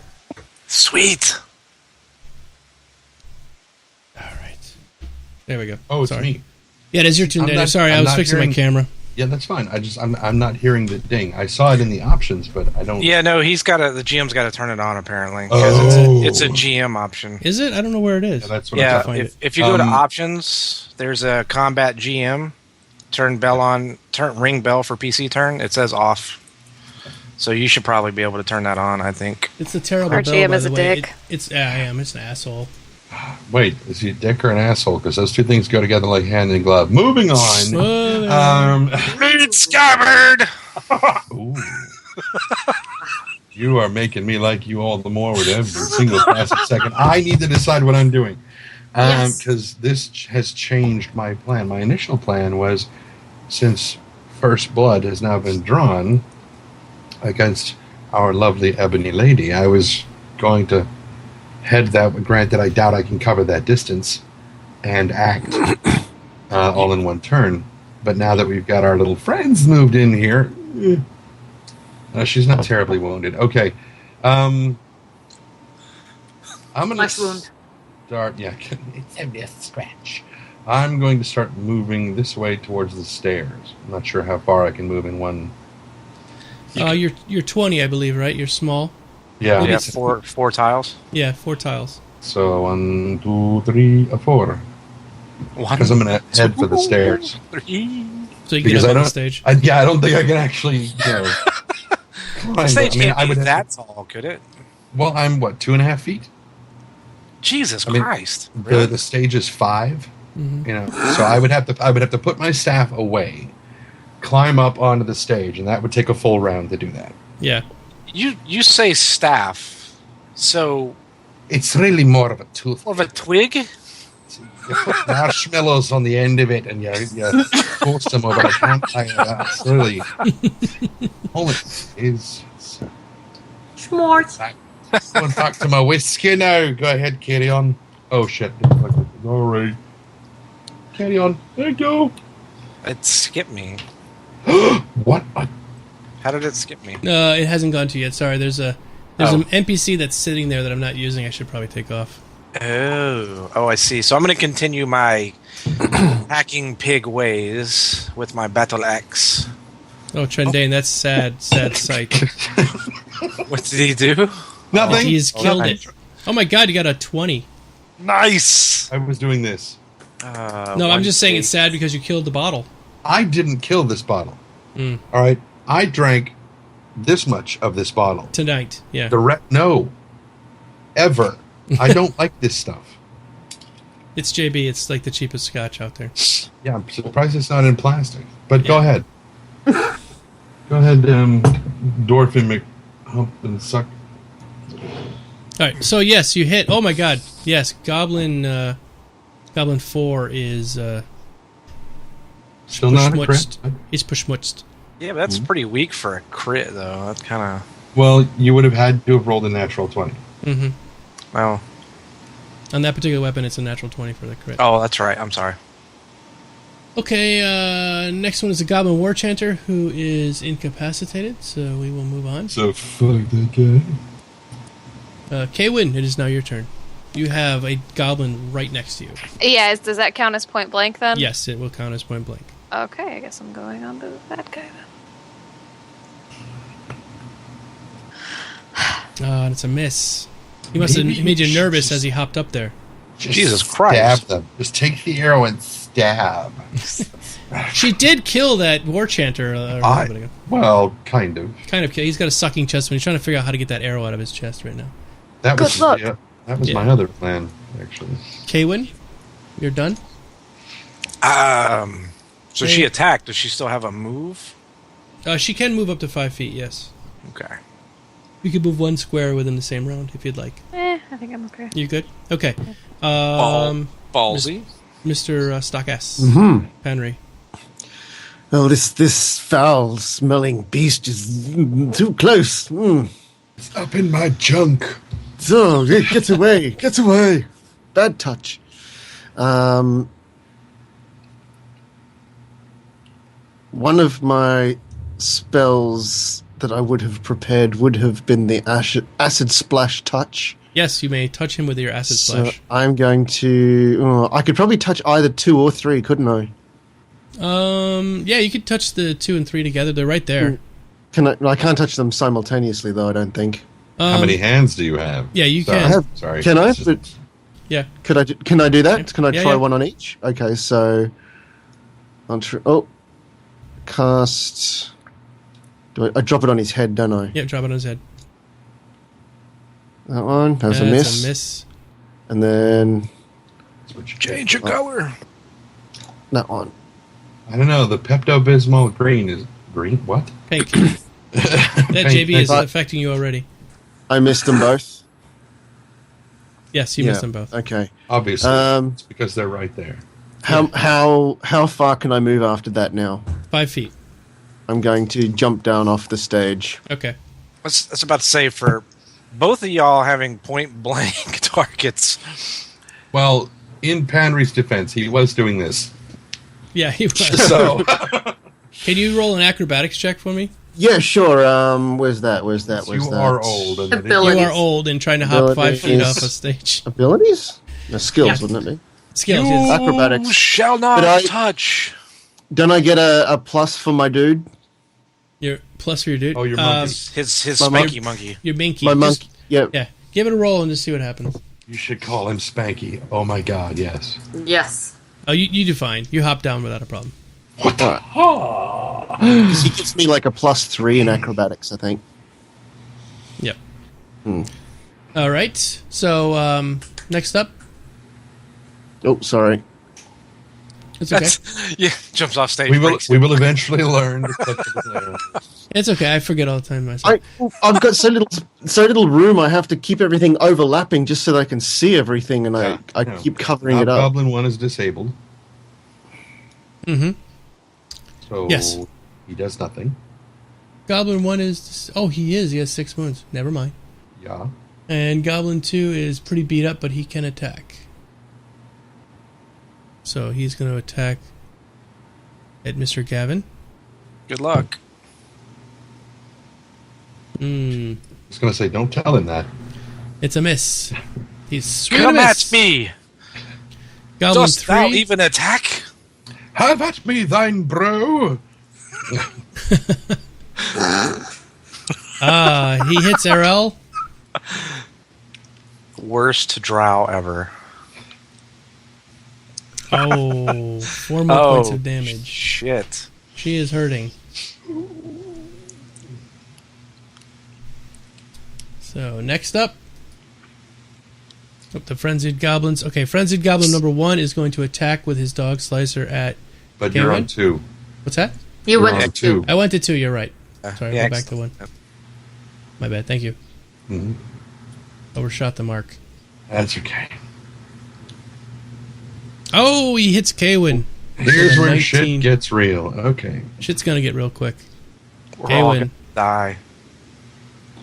Oh, Kaywin gets 4 points of damage. Ooh. Ow. Okay. This Now- could be the shortest campaign in history. Number 2 is going to move forward. Number 3 is going to find he has some extra poo, and he's going to spread it on the ground in front of him in sort of a circular fashion, drawing some kind of symbol on the ground in goblin fecal. What? What He is had a lot going of cheese. These guys are pretty recently. special. They're a bit nuts. Yeah. Yeah. Well. Yeah. All right, Irel, what would you like to do? You're pretty severely wounded. What would you like? I would like to kill that goblin in front of me dead. That Okay. would be a great plan. That would be a great plan. Go for it. Oh. No. It's okay, I always got 2 chances here. It's a great plan. Oh. A great plan. Ow. Did not come together as Mr. T would have said. Or, If I move at this point, will I provoke an attack of opportunity? not if you back up. Can I somersault onto the hut? Yeah, if you can roll an acrobatics, you can do that. Yes, we definitely need to get that drinking game going. What's the drinking game? Every time one of you guys gets hit? Somebody misses. Oh, somebody misses Oh is a my drinking God. game? You guys will pass the fuck out in minutes. Wait, every time somebody, does that include NPCs? Because I mean, No, players. thank you. Okay. All right, you got a 14. That's enough. You don't do an acrobatic flip. You just kind of clamber up to the top of the hut there. You hobble away. Yeah, you're on the hut now. You're outside of striking range from Goblin 3. How tall is that hut? It's about 6 feet up. Shit. Okay. What, you want to go up there with her? No. see that? Well, that was okay. You should have a line of sight on that. No, still, but I have to be able to touch her. And she's now more than twice my height above me, so I can't climb on top of that thing. What the hell was that? That ding means it's your turn. I turned the That ding was on. the sound? I know it's terrible, right? It's a Windows ding, like something crashed. I You're thought, like, yeah, that's exactly. I was like, what the fuck crashed? What the hell right. was that? That's exactly what it Damn is. you, Microsoft!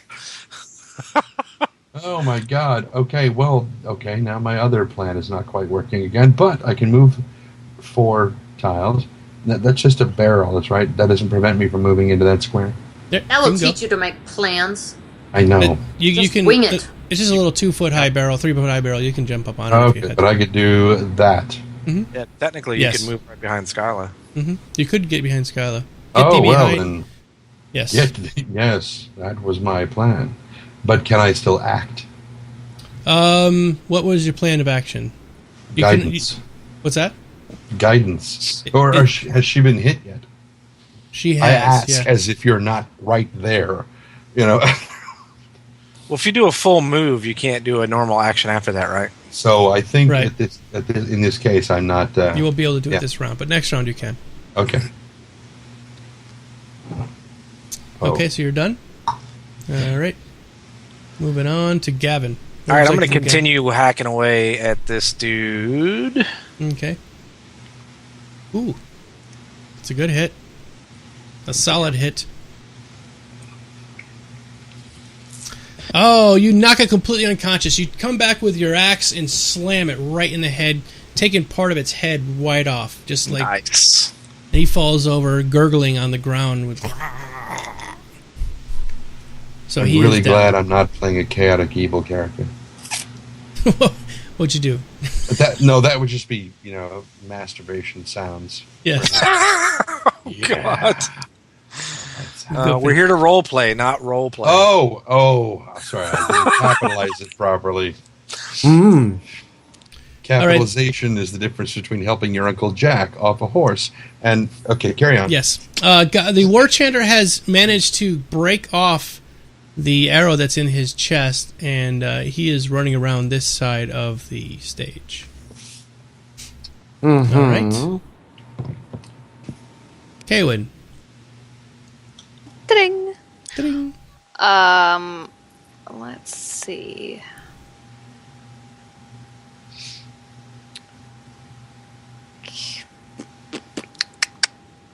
I'm gonna try to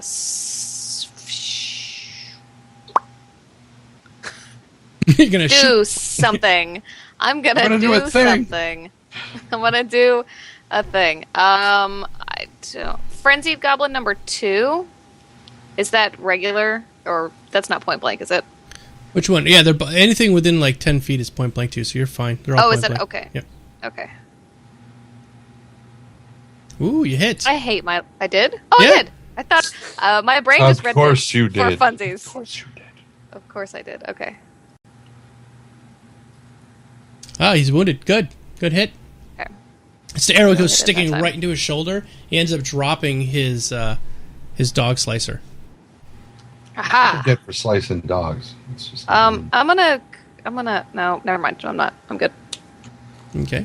So you're done? Yep. Okay. Okay. How... Well, seeing as Andu seems to have Kaywin covered in the heal department, how do you know? far is... Well, Sorry, go ahead. Never mind. I can tell you're a magical creature. You can climb up and... How far? 1, 2, 3, 4, 5, 6... I can move 30 in one go, can't I? Yes, sir. And how close do I have to be to heal someone? You can't directly heal. I can't? I was going to say, what? You have heal, but that's a stabilization heal. So, like, Oh, okay, I get you now. the goblin I get that's dead, you could stabilize him if you wanted, but... Yeah, no, okay.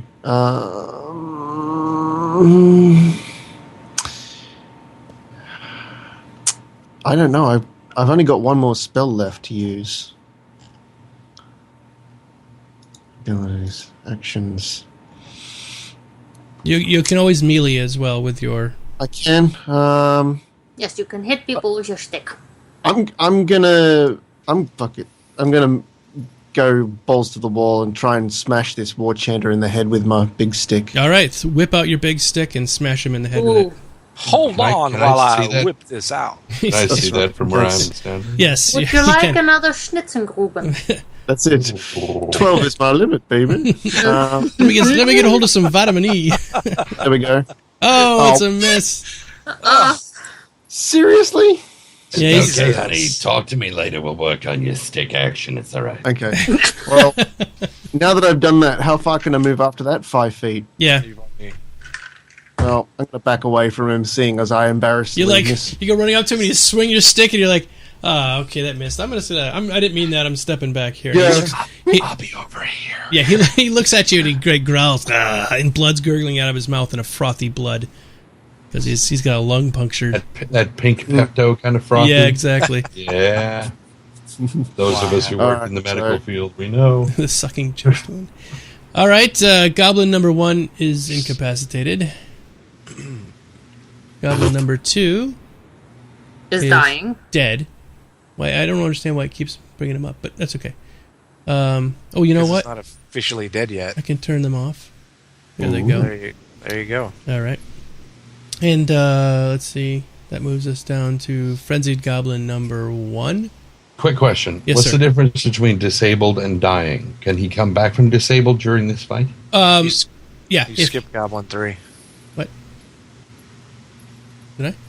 Yeah. Oh, hold on. When you remove Goblin 1 and 2, then you jump it jumped. Goblin 3. Gotcha. Dying is... he's already below He's his out hit of it. points. He's below 0. Yeah, I get that.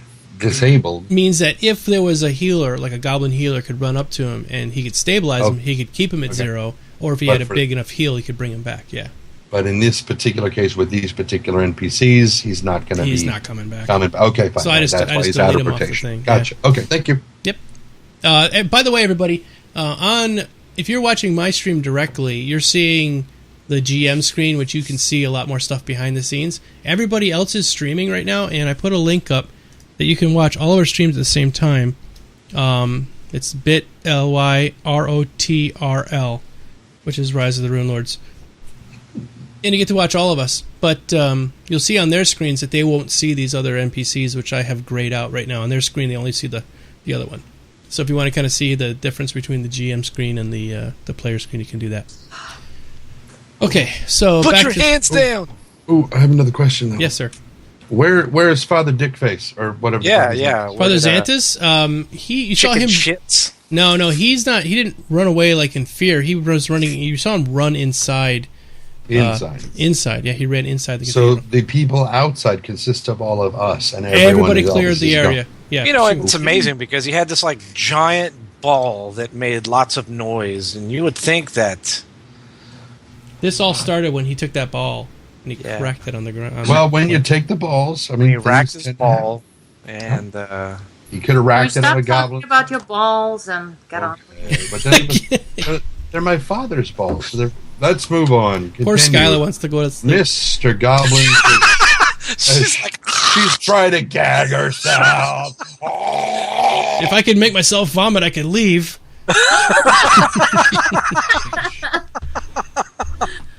All right. Anyway, Goblin 3. Go back to my book. Thank you. Goblin 3 cannot reach up to Errol, so Goblin 3 is going to attack Gavin. Okay? Because Goblin 3 is stupid and didn't see what happened to the other Goblin. Apparently. And he misses, because he was doing it on a flat-out run. See? Okay, so that's it for that one. All right, so the Frenzied Goblin number 1 is going to attack at Kwyn. I attack at thee. Oop, what happened? Now, actually, is there a way, while he's attacking at thee, is there a way for any of us to send a message directly to the DM? That's a good question. It's built into this thing. I don't know quite how to do that, actually. But you could always do it on Skype. The problem is if you send it... Oh, you did? If you send it to me on Skype, then when I open that window up, everyone can... Oh, fuck, right. Okay. Yeah. Okay. We should probably set up some other way to do it, though. Because there should be a way for you to send notes to me, and I should be able to send notes to you, because there will be actually some private things later on that I'll be able to send to you directly. I can get up and walk in the other room. What? Oh, yeah, you can, yes. You get the advantage of that. I can turn my mic down. Sorry, carry on. Okay. So, what was that? That was... A hit. Yeah, it was a hit. And let me drop it on her. And you take 2 more points, and I believe you're almost unconscious. Damn. Okay, Not yet. Not yet, not quite yet. It's a flesh wound. Yeah. It'll be fine. Alright, so that's it for Frenzied Goblin number 1. Frenzied Goblin number 2. He is going to run up an attack.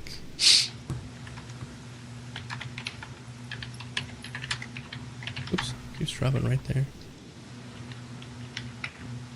Here we go. Oh! Alright, so Frenzied Goblin number 2 goes to swing at Kaywin, misses, and then hits his buddy next door. Oops, that was an accident. Hold on. So it looks like the /WGM message. Oh. Alright, so he just does 6 points of damage to the Frenzied Goblin number 1 after he swings at Kaywin and misses. Because he rolled a 1. He fumbled. And he stabs Frenzied Goblin number 1 in the head and knocks him out. So Frenzied Goblin number 1 is down. Frenzied Goblin number 3 is up. And he is going to hop down, and on this round he's hopping down. So next round he's going to attack Panry. Get away from me. Really did. Come in. Hold on 1 second.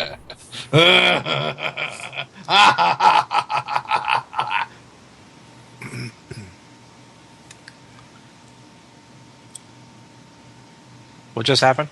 Nothing. Nothing at all. Stockus, you lost your mustache. Yeah, Oh I was God. eating it. I was eating my mustache. I quickly shaved in the heat of battle. Oh, very good. It was Violet Beauregard flavor, so he had to eat it. Soon he'll turn into a blueberry and carry on. All right, so it's Ariel's turn. Me. Mm-hmm. This goblin is plentiful engaged with the dwarf. What's that now? Say again. Goblin 3 here. He is engaged with the dwarf. Yeah, he's. We're not. We haven't set a date yet. But they love each other. But they're really cute together. I can see how they hit it off right away, and it's quite cute. But I'm gonna disrupt it anyways. Not the word I would have chosen. Really? Yeah. If I once more jumped off of this here roof and rolled forward a bit, would I be able to attack in the same go? Not the same round. You can get down though. Couldn't an acrobatics attempt cover that? Oh yeah, I mean she can get down. I have no problem. I wouldn't even have her roll the acrobatics. She could hop down without a problem. But the attack at the same but time. it's like Because it's gravity assist, Yeah, exactly. I mean, you would think. It's 5 feet though, isn't it? I should be able to. It is 5 feet. 6. Yeah, 6 feet up. But even so, all right. I tell you what, you can try it, but you're going to do it at a -3. What? That's so you're -3 to attack. -3 to attack. So. But then I'll be down off the roof. So. Yes. It is. Okay, there is an arc to it. I can see where you're. And. All right. Nice. Nice. All right, we will take that as a hit. No, what are you doing? Keep rolling for. I have 2 scimitars. Yeah, but you did the first one. Yeah, but that was to confirm the crit. The crit that's was right. not confirmed. It auto rolls. I didn't do that. That's right. I forgot about the auto roll for the crit. Okay. But I have 1, and Go ahead. he did not see me coming, and I get sneak attack. Okay. That is true. Do you have that set up in here anywhere? Probably not. We'll find out. Let's find out. I think he's got like 1 hit point anyway, so it doesn't really matter. But let me look. Go ahead and roll and see what happens. Carve him in half, and he just peels into. See? Never mind. I don't need it. Yes, he's disabled. Like I But said, we'll work on that for next time. Yep. All right. So that was Goblin number 3, right? Yes. He's gone. All right. So next up. Endu. Oh my God! I crashed. Oh no! Wait. That was the ding. It's my turn. You dick. I was like, really? Right. Damn it! You got me. All right. So if I want to cast Cure Light Wounds on Skyla, who's a name I can't remember right now. Kaywin. It's right there. Kaywin. Yeah. How do I go about doing that? You just grab the Cure Light Wounds from your actions. Where? What's that? From my actions. Mhm. Cure Light Wounds. Okay, yeah. And you Grab the name Cure Light Wounds. No. If there's a little magnifying square. glass. Oh, the square on the other side of the bubble wand. Yes. That is not a magnifying glass. That is a fucking bubble wand. Okay, the bubble wand. You actually click the bubble wand to open it up. Wow. Huh? Yeah, there's a bubble wand. You click it. It did open. Yes, it did. Okay, and then all you do is you hit the heel. You drag the heel and drop it onto. Oh. Isn't that special? She is now healthy. She's a healthy young woman. Good job. That is very fuck nice. with a mink. Good Thank job. you. There you go. Good heals. The trade-off is you lady kick their ass because I don't want them anywhere near me. I have a glass jaw. It's such a pretty glass. He's very sensitive to being hit in the face with an axe. Kill them all, every one of them. Like 2 arrows laid on your bow. Just okay, just do it, please. Lady, pretty lady. I should probably pass my Yeah. All right. Next up is Gavin. I'm rushing over. Jesus, yeah, you are. Okay, before Before you do that, Gavin, I need you to roll an acrobatics roll, please. What? On the way over your from natural acrobats. Be where you were as you're running over towards Panry. I need you to roll acrobatics, please. Okay. I know what you're doing. Bastard.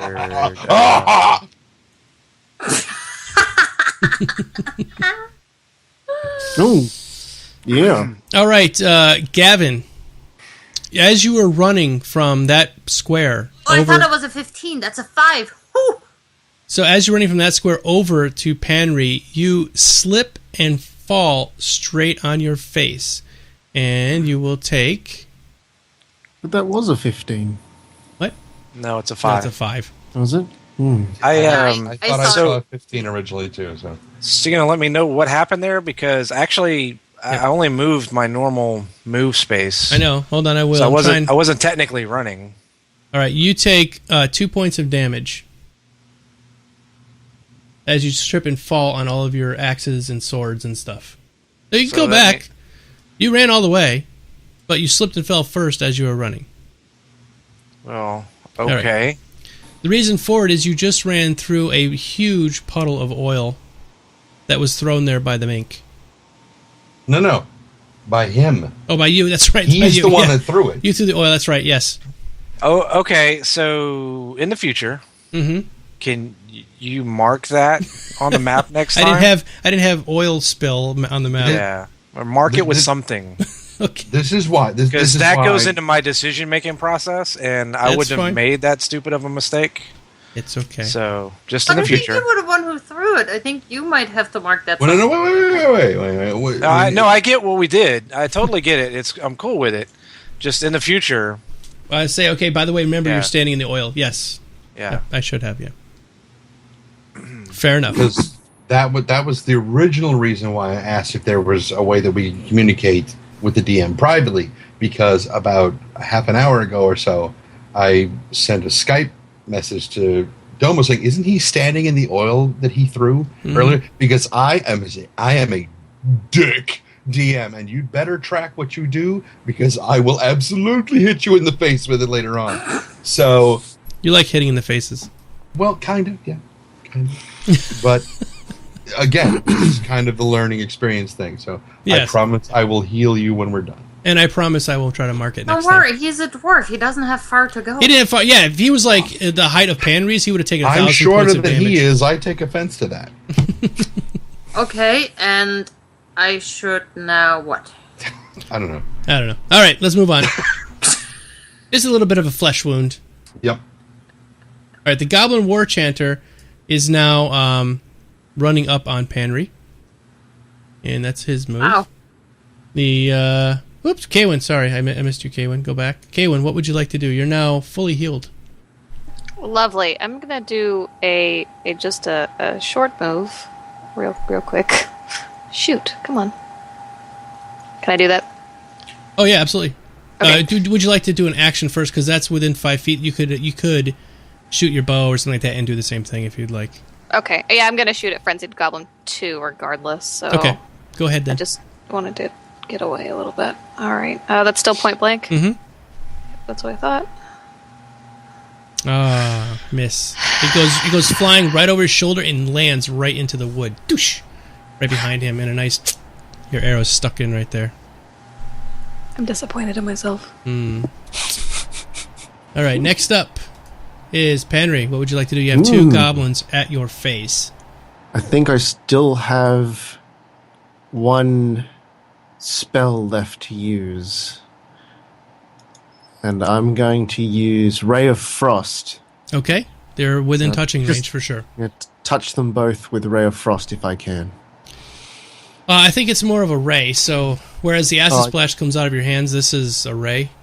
So will I get both of them simultaneously? No, unless they were standing right next. If they were like, I'll move them over and put them back. But if they were like right here, I could say maybe the ray would hit both. But that's cool. They're too far apart, so it's like a laser. The war chant is pretty damaged. Yeah. So I'm going to go at the Goblin 3. Okay. Because it's a touch. No, it says it's a touch, dude. Yeah, that's what I'm saying. It's a touch, so you have to touch it. Yeah, but if I touch, that means can I use both hands? I don't think you can with that one, but let me check. No, that's fair enough. That's the only reason I thought I could. What's that? That's the only reason I thought I could use. Roll for multitasking. Yeah, roll for multitasking. No. Let's see.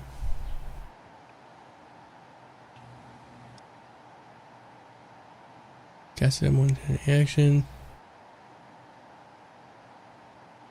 Okay, this is why it only does 1. Because it comes from your pointing finger. Okay, cool. That's fine. That's cool. All right, so I'll drop it on number 3. Yes, you point at it. And I miss. You missed anyway. Okay. And do you want to move? Do you want to stay? Yeah, I had a really good insult for him if it hit, and I'm disappointed now. It You're didn't. gonna freeze off his nuts. Chill out. No, I was gonna say ice, baby. But I missed. Did you draw a little? Who drew on the map? I did. That's where the oil spill is. Yes. I don't know where. I don't know how to draw on the map. To be quite honest with you. You right click and then you hit drawing. Mm-hmm. Ooh. Ah. As soon as I saw it, I was like, "Oh, I bet I know what that is." I like that it's there. It will help me avoid it on the way Yes, through. that's why I did it. Exactly. But that's a big... If we knew that earlier. Exploded or something. Whoa. What? I don't know how to make it undo. That is how to make it end. There we go. All right. Okay. No putting penises on the thing. Okay, let's. Really? I didn't draw that. Really? All right. Wow. Next up Guess is who's gonna die soon? Frenzied Goblin number 1. He is toast. I gotta take him off. Okay. Next You one. want to erase that? Frenzied. Yeah. I don't think you can. I'm not sure if you can. How do you erase? I can only clear it all. That's all I can do. Okay, we'll clear it all, and I'll redraw my oil spill. Okay, sounds good. Frenzied Goblin number 2. He is okay still, and he is going to lunge at Mr. Andu. I'm gonna go ahead and fix that. To whoever didn't put the. Oh, and he hits. Watch this. Here's where it gets fun. Okay. Go ahead.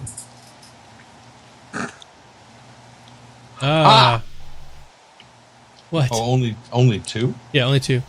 Oh, well then it's not as bad as I thought. Yes. It's a lunge. All right, next up is Frenzied Goblin number 3. And he is going to lunge at Mr. Penris. No. Yes! Yes. No, don't. And it's no. a hit. Oh, Yes. And he my hits you. beard. No. Oh, you're wounded. Ow. But it's true for both of us. We are brothers in 2s. Oh. Okay. Erel. I'm You gonna are really wounded. avoid the... Oil spill? 1, 2, 3, 4, 5. Okay. I avoided the penis as well as the oil. I don't see a penis on mine. There was no Nice. penis there. Oh, I so think that's it why says we didn't dick recognize right there. I it. think that qualifies. We didn't recognize it because it was an Australian penis. That's why we didn't know what it was. Oh, They're usually they're upside down. It's an arrow. It's an arrow pointing at the dick. See, we do the same thing with Florida, and nobody believes it anyway. Let's continue. hold on. All right, so you can go ahead and clear all of the drawings now since we're past the oil spill. Yeah. Somehow my map has disappeared. Well, just hit the Because map you were button. drawing on it, we revoked the right No. to look at it. Where's the map button? Well, I have to show it to you. on the Hold right. It has to redraw, I think. Okay, now mine has disappeared. You took the map. See, you Yeah. broke it. Now it's back I and didn't it's do zoomed in. anything. I didn't touch it. It just disappeared. It's okay. Uh-huh.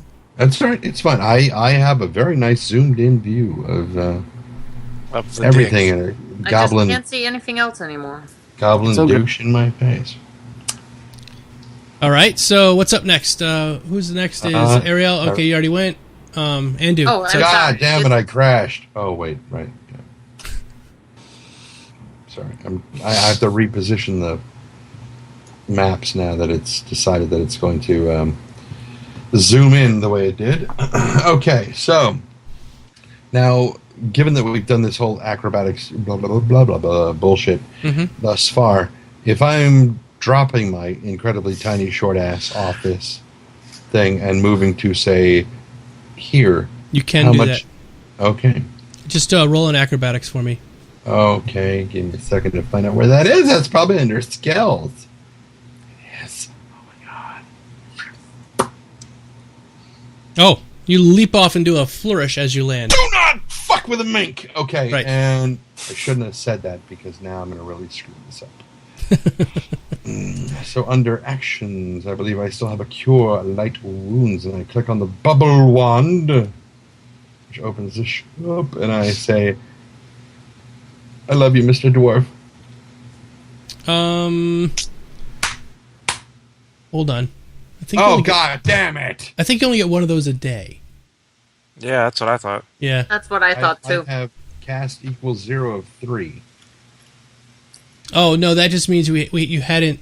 You're supposed to prepare it. So if you click the little bubble, then it says you cast it. See a little bubble next to it. Oh, I see. But then why do I have 1 of 3? 0 of 3. I just clicked the 1 of 3 because I clicked the bubble to show you how it went. Okay. Well, why do I have of 3? Oh yeah, why do you have clear light wounds twice? You're only supposed to have it once. Yeah. Well, the second one only appeared when I cast the first one on Kaowin. Trendane, is it a level 0 or a level 1 spell? It's a level level 1 spell. You only get, if you look at your spellbook, you only have 1 level 1, I think, and 3 level 0s. Yeah, it's something buggy with the program right now because it should have only had 1. Not that I don't want you to heal all of us. I appreciate that. Yeah.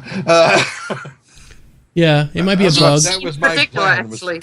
Was I was to saying, do even spin- then, spin I was. cartwheel of mink and then go ding. I love you, platonically. Yeah, and even then, I would have been the wrong person to heal on that anyway. I don't think so because I wronged you with the oil. Never heal the dwarf. He wants to make it up to you in a special way. Well, no. Bad touch. That's right. I want to touch the dwarf in a That's bad when way I go because people watching again. he's the closest person to my height. So, because I'm shorter than him. Well, if I ever have to go to the bathroom, I'll. Oh, so that's going to make me smell so not like me. What the hell are you thinking? What are you, part wolf? Let's move on. Okay, moving on. We'll call that my move. All right, that's your move. Gavin, it's your turn, sir. So now that I'm surrounded by people, do I have a path to attack Frenzied Goblin 3? Oh, yeah, absolutely. Oh, okay. I just wanted to make sure that there wasn't Yeah. people in my way. No, it's 5 foot around, so you got a good 2 foot to swing in between there. All right, cool. So let me get back to actions. I am going to swing back mightily my battle axe and attack the shit out of this guy. Okay. That's a good hit. I rolled to fuck him up. He's dying. Yes. You have crushed him in the face. Yes, I loved him in the face. So Frenzied Goblin number 3 is gone. Cleaved him in twain. Okay, so you only have 2 left. It's like because So what's the War Chanter doing? The War Chanter, he is... Oh, it's his, yes. He is running away. No, you don't. Oops. Yeah, he's hauling ass for the cart. The one up here has decided to run towards the building. Actually, he hops down That's gonna right work there. well for him. Yes. With Father Feely McTouchy in there, that's going to work very well for him. Yeah. Kaywin, it is your turn. Okay.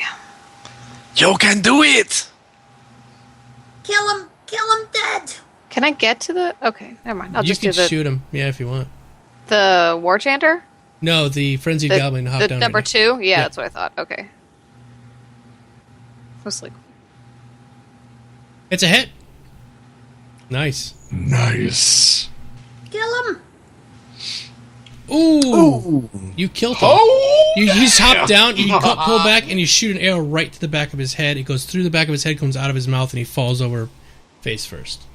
This reminds me of Tony Stark's line of, granted, it gives us a while to get any traction, but once we get going... So that was War Chanter number... Oh, that wasn't War Chanter, that was Frenzy. That was K1, yeah. Pannery's turn now. Goblin number 2. We only got one left. The War Chanter is hauling ass. Well, as much as somebody with a sucking chest wound can do. Yes, that's why he's only gone like 5. I don't see an indicator as to who's up. It It's should supposed be to me, I Pannery. think. Yeah, it's Pannery, Yeah. sorry. Yeah. Oh, okay, there we go. I'm not sure how the thing keeps getting glitched. It's not Probably glitched. There's an NPC that you guys don't know I was about. going to say, there's unseen NPCs. Makes a square. So I've got one level 1 spell left that I can Snare? use. Snare. I've got Unseen Servant, which is an invisible force obeys my command. Could I possibly try and cast that on him to grab him and hold him? Yep. Stop him from running away? You could cast it this time, and then you'd have to tell it to go hold it. So In which case, what's its move? I'll have to see which one. What I'm looking at the stats right now. I mean, one would presume that as someone who knows the spell would understand how fast and how far it could move in a given amount of time. Well, it's a spell. It's a damage spell, actually. It's not Right, even but you that. have to... It's okay What? if you elaborate. I'm not the DM, so I'm not... Okay. It has a strength of 2. And so basically it's designed for you to summon something that can go pick up a key from another room or something like that, but he can't. He really wouldn't be able to grab. And his base speed is 15 feet, so if you summon him right here... 10, okay. 15, That's all right. It wouldn't make it anyway. I'm just reading the rules. So theoretically, would it be able to trip something? Might be able to trip, but it's mostly meant for, grabbing things. But, however, No. Squirrel, that... Yeah, run, go. Yeah. So how far can I travel before I can hit him? You'd have to chase him down. Oh, well. You could run up on him, but you couldn't hit him this turn. Do you have anything in your inventory that... No, I've not really got anything other than my quarterstaff and my robe. That's pretty much all I've got. I'm a You're not scholar. Are you I'm not a- wearing any pants? No, I'm wearing a tunic. Oh. And the environment that we're standing in is completely devoid of any and all objects that might be... Oh no, there's Hurlable? all. I mean, there's. I'm not busted- talking to you. Okay. Not talking to you. Okay. Stop it. Yeah, but even if I was to say, even if I was to cast it on a bucket and try and throw the bucket at him to hit him in the head, it's still gonna take a turn in casting, isn't it? No, Unseen Servant doesn't work that way. You basically, in WoW, those little guys that followed you around that were sort of misty. They didn't do anything. They sort of followed you around all the time. When you were That's carrying the what was it, the haunted family heirloom? yes, exactly. Yeah, the haunted family heirloom. That little ghost just follows you around. It's kind of like that. It can do little things like pick up a key or open a door. Well, what about I've got Mage Hand, which is 5 pound telekinesis. Could I not like pick up a small iron mug or something and smash him in the side of the head with it? Yeah, you can try that. Yeah. All right, I'm going to try that because there's a table to the west Okay. of him that's got some cutlery and stuff. Oh, there's so all kinds of shit around here. So I'm going to Good boy, pick up a good large sort of pewter stein and try and smash him in the head with it. Okay. So do I Shook it cast in. that? Do I cast that on the goblin or do I put that in the? Try to cast on the goblin. Let's see. A Domo raid. What? Apparently, you've got a Domo raid. Are you raiding yourself I am while we're raiding trying to do myself. this? I do that often. That is masturbatory It fantasies is. if ever I heard I one. know. So did that work? Yeah, we'll say don't it know. worked, and it did. Let's say it did 4 points of damage to him, hitting him in the head with this rock or the big pewter stein. Yeah. Holy shit! 4 points of damage. It's Jesus a really Christ. heavy stein, dude. Well, As a dwarf, You would took the wrong appreciate- profession, Stockus. You should have been a professional chucker and not a mage. hold on a second. War chanter, and that would. He only had a couple of hit points left anyway, so he is out of the business. Oh.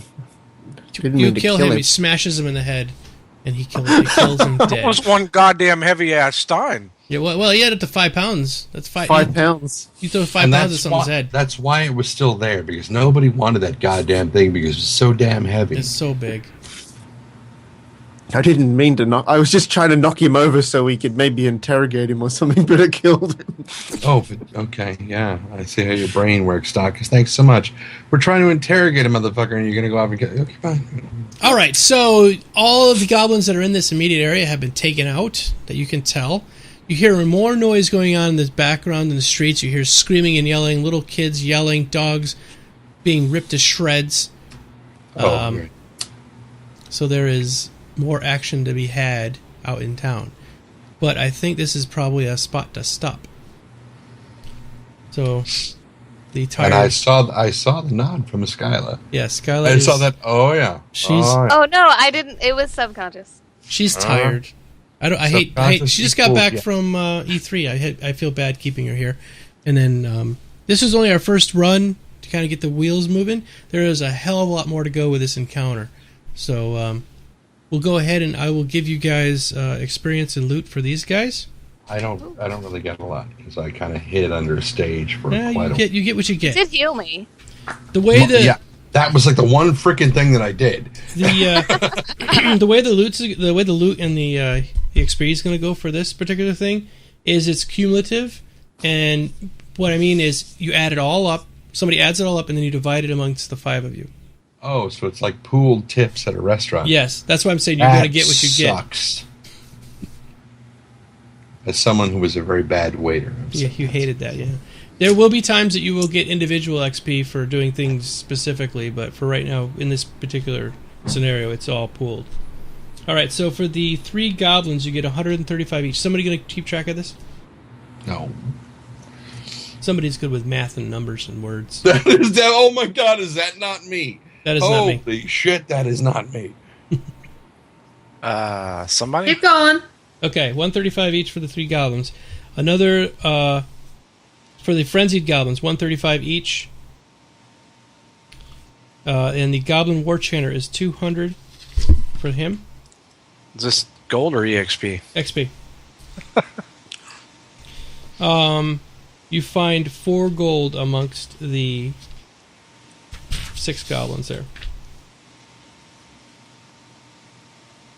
So that's it for that particular spot for today.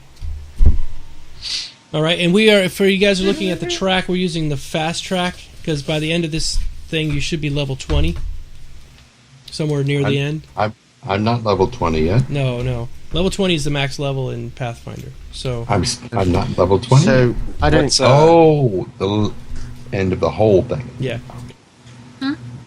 No. I'm doing math. Hold on. Okay. Just divvying it up for you guys.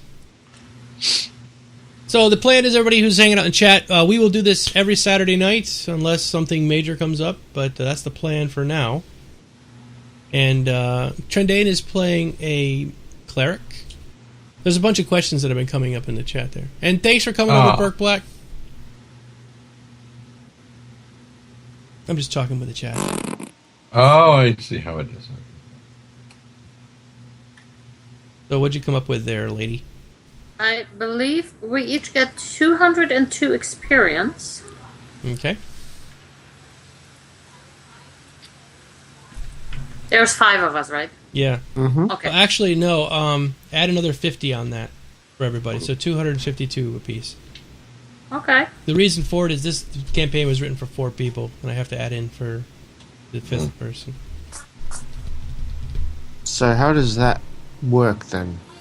You go ahead on your character sheet where it says experience, you put in 252. Okay. Under their And main. yeah, on the main, and then I'll tell you that to get to the next level, you need like 1,300, I believe. And there are 10 silver and a gold, or 100. 10 silver and a gold. So we each get 8 silver. Break it up. No, just I don't need any gold. So the dwarf goes. Silver, be happy with The it. dwarf goes. Forget it. I don't need it. Yeah. You guys, I'm not interested in these So would I. measly findings.